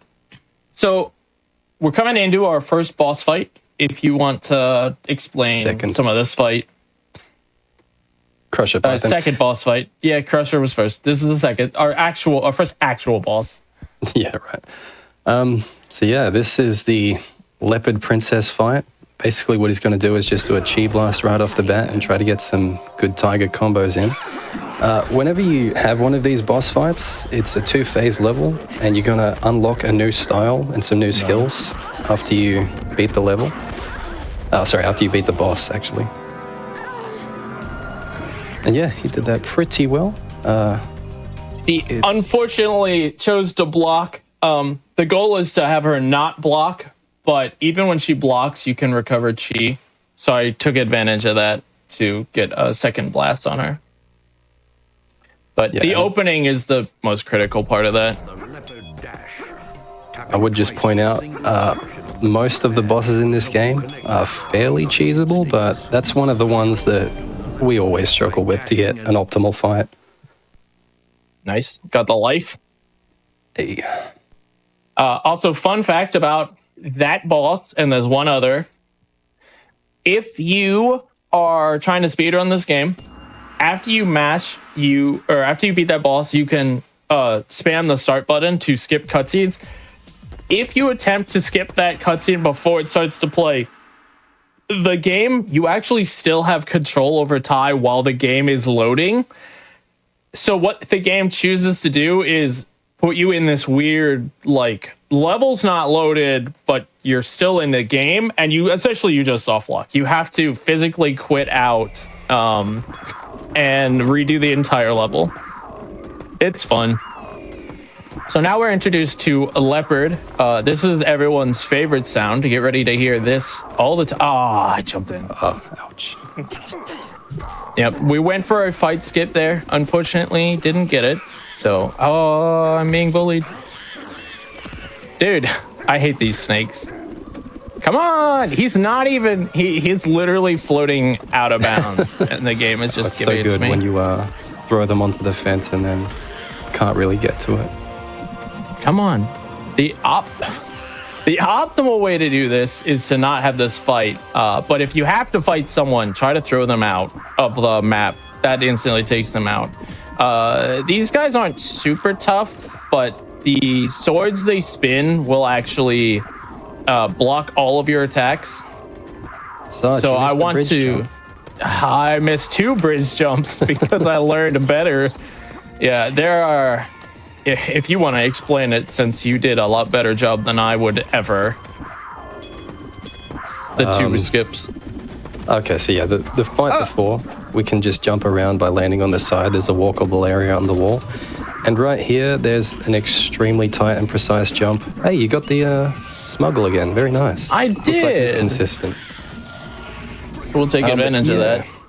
There is another extremely precise jump you can do there to avoid hitting the turntable and rotating that bridge that he jumped off to the end platform. Yep. One of them was found by the OG world record holder, Sistar. Hopefully we see him again one day, but he only has a PlayStation 1, and I haven't seen him in ages. And then, I don't know, was it you who found the... kip up on the snake arrow, or was that already known to your knowledge? No, I found that one, as far as I'm aware. That's the quote-unquote easier version of the skip, but it requires an audio cue, and I have headphones on, so I'm not going to try to go for any audio cues. This is not a PC game. Honestly, plus there's a lot of noise and music. Since I've labbed the jump a bit more, I wouldn't actually say that the crossbow shot kip-up thing is actually really much easier. So if you're going to go for one of the 2, just go for the jump. True. Just go for the incredibly precise jump that requires quite a lot of air time. If you jump too early, you will not make the gap. They really did not intend you to leopard leap across some of these gaps. And that is a good example of one. Also, we got a nice wall jump at the end of that level. I'm super happy with that. That coin is a monster. It will either, if you like touch the waterfall, for some reason that level end coin is just not activated. So you just have to sit there and jump at it. Yeah, I mean, have you not done that? If you land in the water and then jump, you could physically touch the coin and it won't give it to you immediately. You have to wait a little bit. It's annoying. Right, two, right, two, left, right, two, left. Yeah, it's just a height thing, but I didn't pay much attention. Nice. All right, so we got the optimal setup for this. If we can carry 6 hit... Nope. Okay, never mind. Never mind. Nice, swapping it over.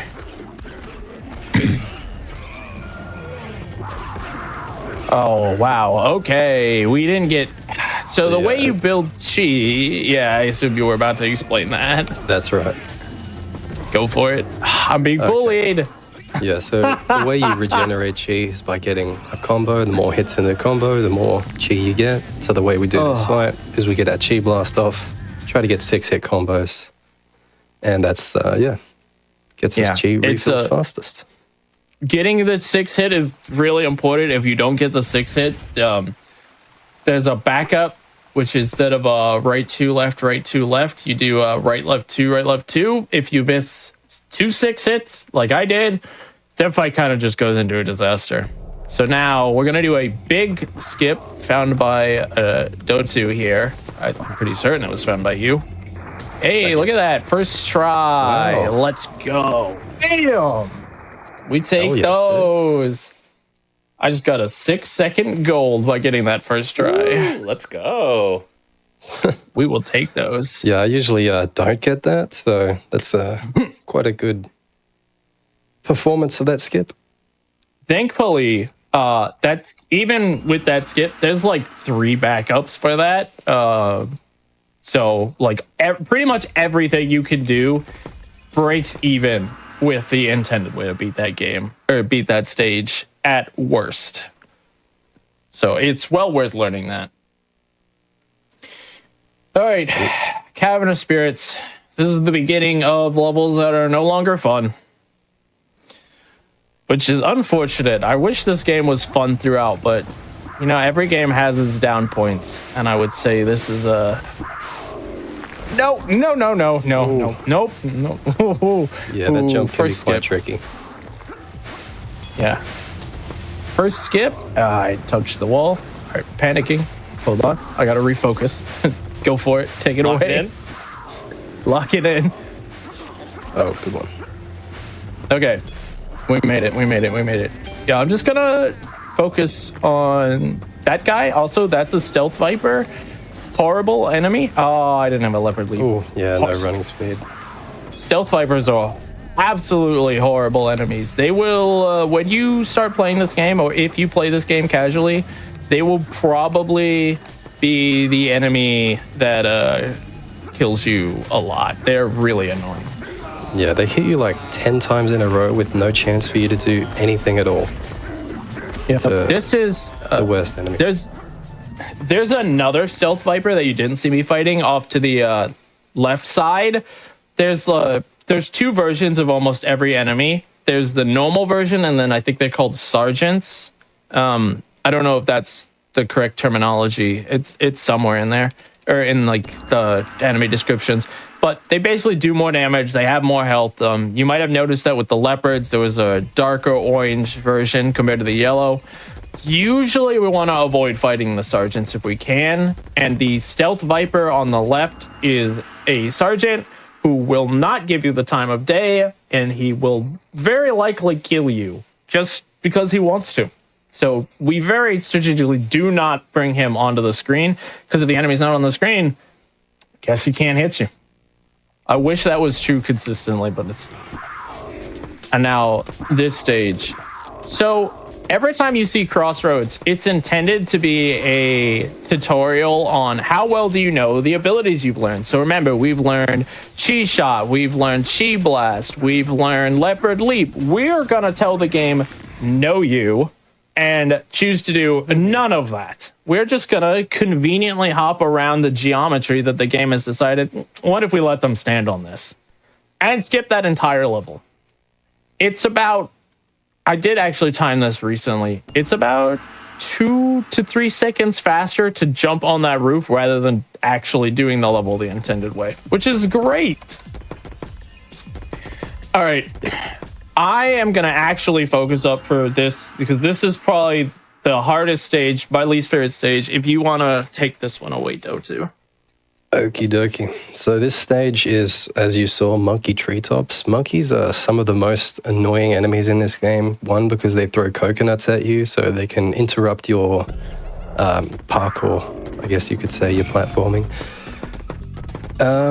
And yeah, so he's jumping around this area right now. There's a little fight skip there, extremely easy. And he's made this elevator cycle, which is also nice. Yeah, if the small monkey bops you, I'm also not going for the new tiger skip. If you want to worry about that or explain that too. So that tree stump that he just ran past, there is an area some geometry to the right of that you can leopard dash up and sort of wiggle to get height. And once you're high enough, you can just jump forward and sort of clip over the top of that wall. It saves about 7 seconds, I think, so not going for it is no big deal. Yeah, dude. And then the small monkeys are bullying me. Yeah, this is the problem with monkeys. Trust me, I know. I speedrun games about monkeys. Started. All right. So this is... Yeah, you could go ahead. It's pretty much just like forced fight, strategic. Oh, I'm about to die. Oh my god, monkeys do insane damage. Go for it. Yeah, so this fight is incredibly annoying if you don't get it right, but you've got these 2 cheese scrolls in here, so it is technically possible to do it really quickly, but it's kind of hard to get these cheese shots off as well without getting hit by a monkey. But yeah, once you kill like 11 of those, you get transported out here. The monkeys are annoying in any game. Sorry, Saj.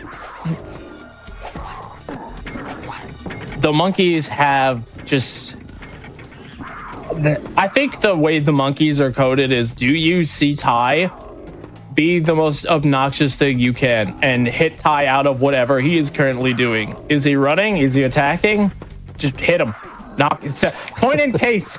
Oh, yeah. Point in case. Oh, he got the elevator. Nice. So there was a water scroll down there. I could have grabbed that water scroll. This is really a point of decision. I think the water scroll is probably better, but I wanted to make the elevator cycle more reliably, so I kept the fire scroll. But just here we go. Another forced fight in the middle of a level. There is a skip for this one. Have you ever successfully landed that? Definitely not in a run. I've never tried this skip in a run, no. It's not easy. And now, immediately from that fight, we're thrown into a second fight. And this is where there's potential for the other scroll to have been better. But I just much prefer fire. So I'm going to run this with the fire scroll. I'm being bullied. If you're gonna die anywhere in the run, this is the fight because they will almost stun lock you, and once you kill one, they jump down pretty much on top of you. Yeah, and you can see how much damage I just took there. And also the last checkpoint we got is when we jumped off the wall and or jumped off the bridge. Pretty much we have to redo that entire room from after the midway fight.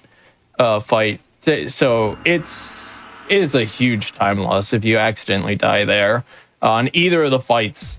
It's just awful.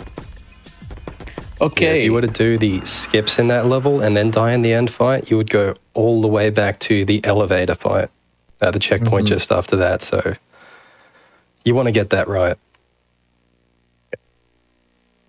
That comes down to just really knowing how combos, how the game play is, and even then, it might just be a me thing. I'm not very great at these kind of games. 6 hit? No, I didn't get enough. Oh, it's okay. This is Monkey. But yeah, I'm not great at fighting game. True. Why didn't I just do what the task did? So I don't know if you knew about this. Oh, ouch. Very dark geometry makes that actually easy to do. Anyway, I don't know if you knew about this, but the way Monkey has a very particular coding to him. If you hit Monkey with a Chi Blast, he will immediately go on his pole here. And if you hit him with a Chi Blast anywhere than when he is directly under the Chi pole, he will jump directly up the Chi pole and he'll end up just above this light. But if you hit him right underneath the Chi pole, he'll actually grab onto the light, which gives you time to get a couple extra hits on him. It's only possible to get a 6-hit combo off on Monkey at the very start if you hit him with a Chi Blast before he starts to move, and then you are already on him doing your 6-hit Tiger combo. Also, that was a 4-hit Monkey, so, you know, not the cleanest Monkey, but... Plus, we died. Yeah. That's not the boss you should be losing time on, but alas, we did. That's all right. And this is the second cutscene. If I were to have been mashing, I would have functionally soft-locked the game and had to restart the entire level. We would have fought Monkey a third time. Oh, do you not have your safety saves? I do have my safety saves. What am I doing? That's common as well. We're just gonna let Monkey happen, man. Yeah, this is the reason I found that skip was because I do that all the time. Yeah, that skip on the seesaw. Okay, we're just gonna really show off the up warp on the seesaw here. We're just gonna really. It is very impressive. Laughing more than monkeys. These are death warps to actually save time. And then I missed. You know, sometimes we just do levels the intended way because we're losing literal minutes being an idiot. That's okay. So it's also really hard to judge your depth on a lot of these lantern bounces. Okay. Game, please. Can I have my monkey bounce? Thank you. There we go. Gold split? Yeah, gold split. Everyone, goal. That was embarrassing. That is, you know what? It's fine. Monkey got the better of me. I didn't lose much time in treetops, so instead I lost it all on Monkey Master. That was the move we learned from Monkey, by the way, is we can turn into a ball and bounce on Chinese lanterns. You can also bounce on enemies, but if I start bouncing on an enemy, it was probably an accident. It's not really a good move. Yeah, you'll probably see that in Dragon, unless he gets a miraculously actually good dragon fight. Come on. So this is the new way to do this level. And you know what? I got it first try. That makes up for it. That's deceptively hard, I assure you. If you jump too early or too late, you will miss that jump. And the game has weird geo, so you'll like clip into the geo and you'll know like, oh yeah, no, this is... Ooh. I got greedy. Honestly, that's my fault. I didn't have to go for that, and I chose to, so now we're going to play this safe because I already had to go back. You can leopard leap across those canoes, but it's very precise, and if you're even slightly wrong, exactly what you just saw happened. Yeah, but alas, not as wide as they look. All right. Come on. So now You use the cheat. Use the cheat tie. There you go. This is it's 6 fights or 6 enemies. Those cranes are not the most enjoyable to fight, but if you carry that lightning scroll through, lightning thankfully one-shots them, which makes that significantly easier than the I guess intended way, because I don't think you're supposed to have a lightning scroll in that fight. No, I think they would expect you have used those on the other cranes. Yeah. All right. Probably, I don't know if this is a hot take, my favorite boss fight in this game. I that's not a hot like take, Sam. this guy. I like this guy a lot. So we're gonna try to loop this guy, and I'm gonna focus on trying to get this instead of messing about. I've got a pigling for you. If you wanna. Yeah, so the strat he's going to go for is you can jump and do a kick. Once you land that, press triangle. You'll shoot 3 chi blasts at once. If you do that twice, his health will be within a certain range where he becomes invulnerable. A phase, you could call it. And then you need to hit him with a barrel to get him out of that phase. And hopefully, Sarge is going to be able to deal enough damage that his health is never within the range to start the 3rd phase. He doesn't want to. And essentially he'll just freak out for a second and you can finish him off much quicker. If that doesn't work, he'll have to cross the ship and grab a barrel, which is annoying. I'm just going to cross the ship. Okay. There's a way to force him to do it, which is to get him to throw his weapon at you. He physically can't phase if he exactly that weapon you just saw there. Oh no. That's really unfortunate. All right, let's see if we could get him to start jumping at me. All right, so now that he started jumping at me, I should be able to get this. He went This is this is really unfortunate, but this is more the intended way to do it. You have to deal with these barrels and these rats and all of this annoying nonsense, but now we're just gonna. I think he was literally 1 chi blast. He wasn't 1 chi blast away. He's being really mean right now, dude. I might actually die here. Hold on. Hold on. Oh no. Don't die to rat pirate, please. You got this, Sarge. Good work.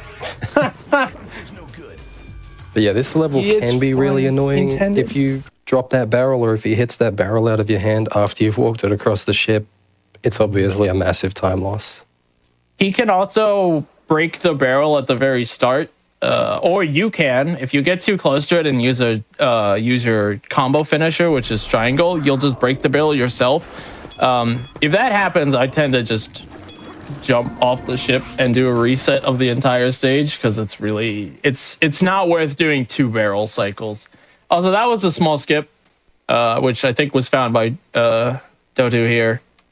You just jump and fly into that coin instead of whatever they intend you to do. So that's cool. This is a little time save. Yeah, 2 to 3 seconds there. Well, we take all the time we can 1 get. to 2. We take the time we can get, and that's what matters. And all right, now that I have the breather. Yeah, thoroughly embarrassed myself in the mid to end game. Going into the end game, I'm so prepared for everything to go wrong. So I can't be upset when it does go wrong because I'm ready for it to go wrong. That's how that works, right? That's right. I appreciate the vote of confidence. I don't know otherwise, so sure. I mean, how are you pacing? That's really what's going to decide how your performance is in the end game. I am pacing satisfactory. Also, we got crane flight. Crane flight's probably the most broken mechanic in the game. The way the devs intended you to do crane flight was kind of hold the flight button. If you want to explain how crane flight actually works, for the sake of speed, you can go ahead and take that away while I go into probably most runners or most game players' just least favorite level in this entire game. Yeah, okay. So the way that crane flight actually works is that after you jump, you have like a meter, essentially a crane flight meter, right? And whenever you're holding down X, you're going to start floating, and that meter is going to deplete. So instead of just holding it down, you can mash really quickly, and you'll be arrested in midair, but keep your horizontal movement, and the meter won't be depleting for like, you know, a half second before you do the next tap. So yeah, basically what that means is that by mashing at different speeds, you can just get a lot more distance than the devs intended you to get. And you can also maintain your height better by having an extremely high mash rate, because when you're holding down the button, you'll slowly descend. Yep. So that was a fight skip. Oh, that was a fight skip right there. And that can kind of emphasize just like this level really is your first showcase of what crane flight can do. Yeah, there's a few spots in this level, like this, what Sarge is doing right now requires a decent mash. There was a fight skip at the start he didn't do, which requires a really good mash and a good jump. Speaking of fight skips. Yeah, he just failed that one there. But this isn't too bad a fight, so it's not too bad. I remember, didn't we find something that even if you fail that fight skip, like there's a way to get these boys to jump off the map or something? Or am I imagining things? Okay, that sounds like I'm imagining things. Yeah. There's also it's not true, but yeah. There's also a really fun fight skip here. We just skipped the fight just by hugging the right side of the wall, just like that. Yeah, these last two fight skips are kind of ridiculous. They got past quality assurance. Oh, come on, give it to me. Right, and now we triggered a double fight, or we triggered two enemies to come out at once. Grab the backup scroll. Yo, I still got him, even though he got me. Get wrecked, boy. I don't have the chi for this. That's annoying. Hold on, this is fine. We'll recover this. This fight is terrible. Oh, No, this is fine. We got him. He got me, but we got him. Yeah, the final fight in this level and the next level, Tiger Mountains, they can both go really quite badly if you get knocked down. Because as soon as you get up, you'll just get knocked down again. Yeah, these are a new enemy that were introduced in that stage. They're the Boar clan. Boar has decided they were going to join the Snake clan as allies with Dragon. And Boar is probably the worst enemy in the game, especially the Boar beasts, which were the like four-legged big guys who would hit me, scoop me up, and throw me up. They can, if they want to, and your position bad, they can just scoop you up and chuck you right off the map. They do not respect your lives. Also, these little guys are very annoying as well because they can jump and hit you. So when you're jumping past them, for instance. It's okay. Yeah, they can really interrupt your flow. So now, this is Tiger Mountain. I used to hate this level, but recently, Jerry here, or Dotu, I guess it doesn't really matter, you're known by both, showed me another way to do this, and it has absolutely revolutionized how I do this level. So if we do this correct, we will skip absolutely everything except for the final fight in this level. So here is hoping. Yeah, it's worth pointing out, even if you do the combat well in these levels, or on boars, it's still pretty slow. So we've just skipped a fight here, and that's a big thing. Yep, in fact, we've skipped not just a fight, we've skipped fighting every single enemy in the entire stage, except for the very last end fight. That is probably the biggest quality of life to this game. It's absolutely insane how much that how much just trouble and annoyance that saves. Like, That was really good. I'm very happy with that execution on that stage after everything Well we've done. seen. That was the stage I wanted to do right, and I'm glad I got it right. Nailed it, Sarge. And I just want to say again, thank you, McNiggity. He really made that skip what it is and found the loading of the end portion so that you can skip more of the level instead of just the fight, which is what I found.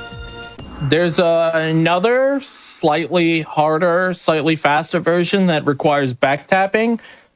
You need very dexterous fingers and a very good controller to back tap optimally, though, because it's like you need a certain number of frames. If you hold too many frames or too many or too few frames on the D-pad, then you can't execute the trick, and it's a number of repeated D-pad.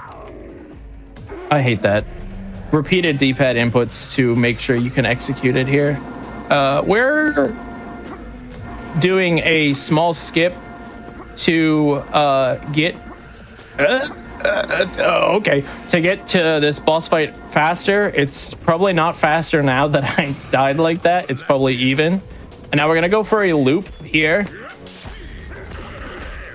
See if we could get it. We immediately dropped the phase 1 loop. The loop is pretty precise. There's 2 different ways to do the loop. We're doing the 3-hit method, which is the most humanly possible method. Task does a 2-hit method. But it's very specific inputs. You need to do 3 hits and then let go of the analog stick to do a reset, and then re-grab and get back into Boar. You have to do it quick enough so that Boar has recovered and started to swing at you, but hasn't swung at you yet, because if he hits you with a swing like he did there, then he will just choose to go block again. So unfortunately, we dropped the loop right at the end, but that was it. He was 1 hit away. That's a really unfortunate way to drop the loop, but compared to how Boar could go if we hadn't looped him at all, that's an okay fight. Yeah, there's that was like a 3-pillar, right? Yeah, I believe that was 3-pillar. 1 at the first phase, which was probably the... That's unfortunate. Yeah. Okay. We're gonna stop playing risky here. We're just gonna run around. Thankfully, because Boar has been defeated, and because I defeated Boar correctly, the level end has loaded. I don't actually have to refight Boar. We're just gonna do that to regrab the thing, and then we're gonna do this the intended way, just because it's a little... Okay, never mind. We're gonna miss because depth perception is impossible in this game. You know, maybe I just can't decide how I want to finish that level. I did find a new soft lock while I was practicing this. If Boar is defeated as you die, then the level end load trigger doesn't actually happen, and you physically just can't beat the game. You've soft locked. Also, that was big shout outs to Sistar. That was what I call Cole skip, because in the French version of the game, this level is called Cole instead of Mountain Pass. And that just skips short, like as we talked about before, after you fight a boss, you then get a platforming, like a little short platforming thing. So instead of doing any of the platforming, we just fly around the entire top of the mountain. I even hit an invisible wall and I still made it. And that just goes to show, like, when you start to learn how crane flight works better in this game, some things like that, which start really hard to learn, become trivially easily to recover from. You just got to really understand how you could utilize crane flight to your advantage. Yeah, I remember before I learned that you could space out your crane flights, I was just mashing as fast as possible there. And like 50% of the time I would fall or try to cut the distance too much and hit that invisible wall. All right, so these big golden gores have constantly been in our way. Every time we try to go through them, Mantis has said, no, no, no, you're not ready. You're not ready. You're not ready. You're not ready. We're ready. It's time. We have tiger punched. We've unlocked our family's secret technique, the tiger uppercut, and we showed those doors what's what. And now we're doing the final challenge of the entire game. This stage does not hold punches or pull punches. They really want you to do a lot of stuff. So we're gonna skip as much of it as we can. There's an even bigger skip that Dotu here found, but I couldn't do that. So we're gonna go for a fight skip here. Hopefully we can get it and not get too close to the wall. Oh. Never recovered that way, but Whoa. All right. and we're gonna do one more skip to try to get to the end of the level. No. Okay. That's So we'll just I only have 2 lives, so we'll just do the level the quote intended way. Trust me, if you play this game casually, those are so scary. Those monkey ball jumps are insanely tight. You cannot just clear those with your eyes closed. You will probably die on them at least once. Yeah, if you've never done this before, I would suggest bouncing twice on those. Go ahead, Sarge. No, I'm just trying to get... For some reason, I have been severely struggling on the easiest proxy prop-up in the game. The game will just not... What am I doing wrong? Help. Yeah, this is like the only spot where we have this exact piece of tech. But yeah, okay, as you saw, whatever. you walk into the right spot in the wall, you get up wall. If you mess up and miss, you could just go down and kill those 2 stealth vipers. Oh my gosh. And get 2 free kills. And then these guys show up. You're meant to be fighting them up top, but if you are slow, like I am at getting up, then hey, they'll just come to you. Thankfully, Tiger Uppercut is really strong. Dude, I'm actually struggling at this. Average Shadow Gauntlet. You know what? Really? We'll just finish the level.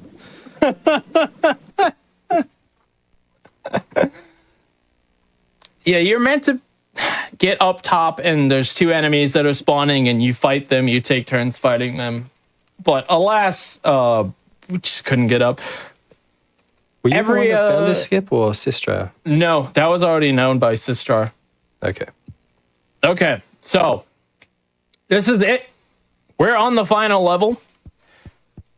That's Dragon. He basically says, I can't believe you've made it here. You're nothing. You're weak. And we're like, I'll show you what's what. Knuckle crack. Let's go. Put him up.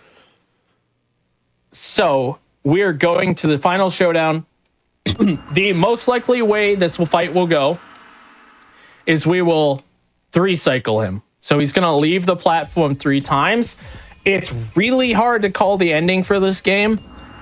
So I'll do my best, but basically you're going to see the camera shift and Dragon's going to start exploding and that's going to be time. So All right. let's just hope it executes. This is like Dodu said, if you suddenly hear me start monkey noises, it's because Dragon is really inconsistent. So open with some chi. Should I get it good? Then, so you see all of these tiger uppercuts. Every single one of these that's white, it means he's blocking them. Dragon is probably one of the worst final bosses. Also, he can just at any point choose to grab you. And if he grabs you, he slams you into the ground, interrupting whatever you're doing. Yeah, there we go. There's some monkey. There we go. Oh, good damage, good damage. So this is a small setup found by, I think you, Jerry. Oh, yeah, that's okay. right. This is fine. Recently. Oh, okay, hold on. No. I thought you went inside the building. This is fine. This is fine. This is fine. We're just gonna recover. You don't. I mean, this is what I do in world record, right? You probably. There's a lot of room for improvement in this run. All right, so Dragon is gonna come back eventually. I think he might fly again, yeah. What? Throw more boulders at you. I think he will. But jumping onto that roof basically skips it. Do some free hits until he starts blocking them. Oh, look at that. Ooh, nice. Yeah, that was a good That start. was a nice hit. Jump off, jump back on. All right, so time is coming up here very soon. I have to hit him. There we go. That's time. What the heck? I've never seen him die that fast. Whoa. I didn't know cheat Okay, shots that were was useful there either. unexpected. Cheat shots are crazy. Yeah, I wish it was easier to call the ending of that game, but like that game just ends. It's like, Dragon's dead. Really quickly, before we do anything, I want to end on the best ending you've ever seen in any video game. Not gonna spoil the ending here. I want you all to see the end, and I will let the end screen speak for itself. In the meantime, thank you, GDQ, for having me. I'm really happy I got to be here. I got to show this game off. Thank you, Dotu, for joining, doing comms, for coming and picking this game up and routing it a lot. Just like Sistar for finding it, for running it originally and giving me a route. There you go. That was the best splash screen you've ever seen as an ending. Just like, we have a Discord if you want to come run this game. Thanks again, everyone who's here, and come follow me, come hang out. I couldn't do the best run, but we're well under estimate, and that's all I could ask for. So I hope you guys enjoyed it. Yep, all the same from me. Thank you for letting me be here. Pass it over to you. Awesome. Yes. Yeah, I think people definitely enjoyed it. Well, underestimate. You absolutely crushed it. Yeah, I know there were some things in there, but whatever. That was incredible. Incredible run. Thank you so much. Any other like plugs or shout outs you'd like to do before we wrap up and get ready for our next show?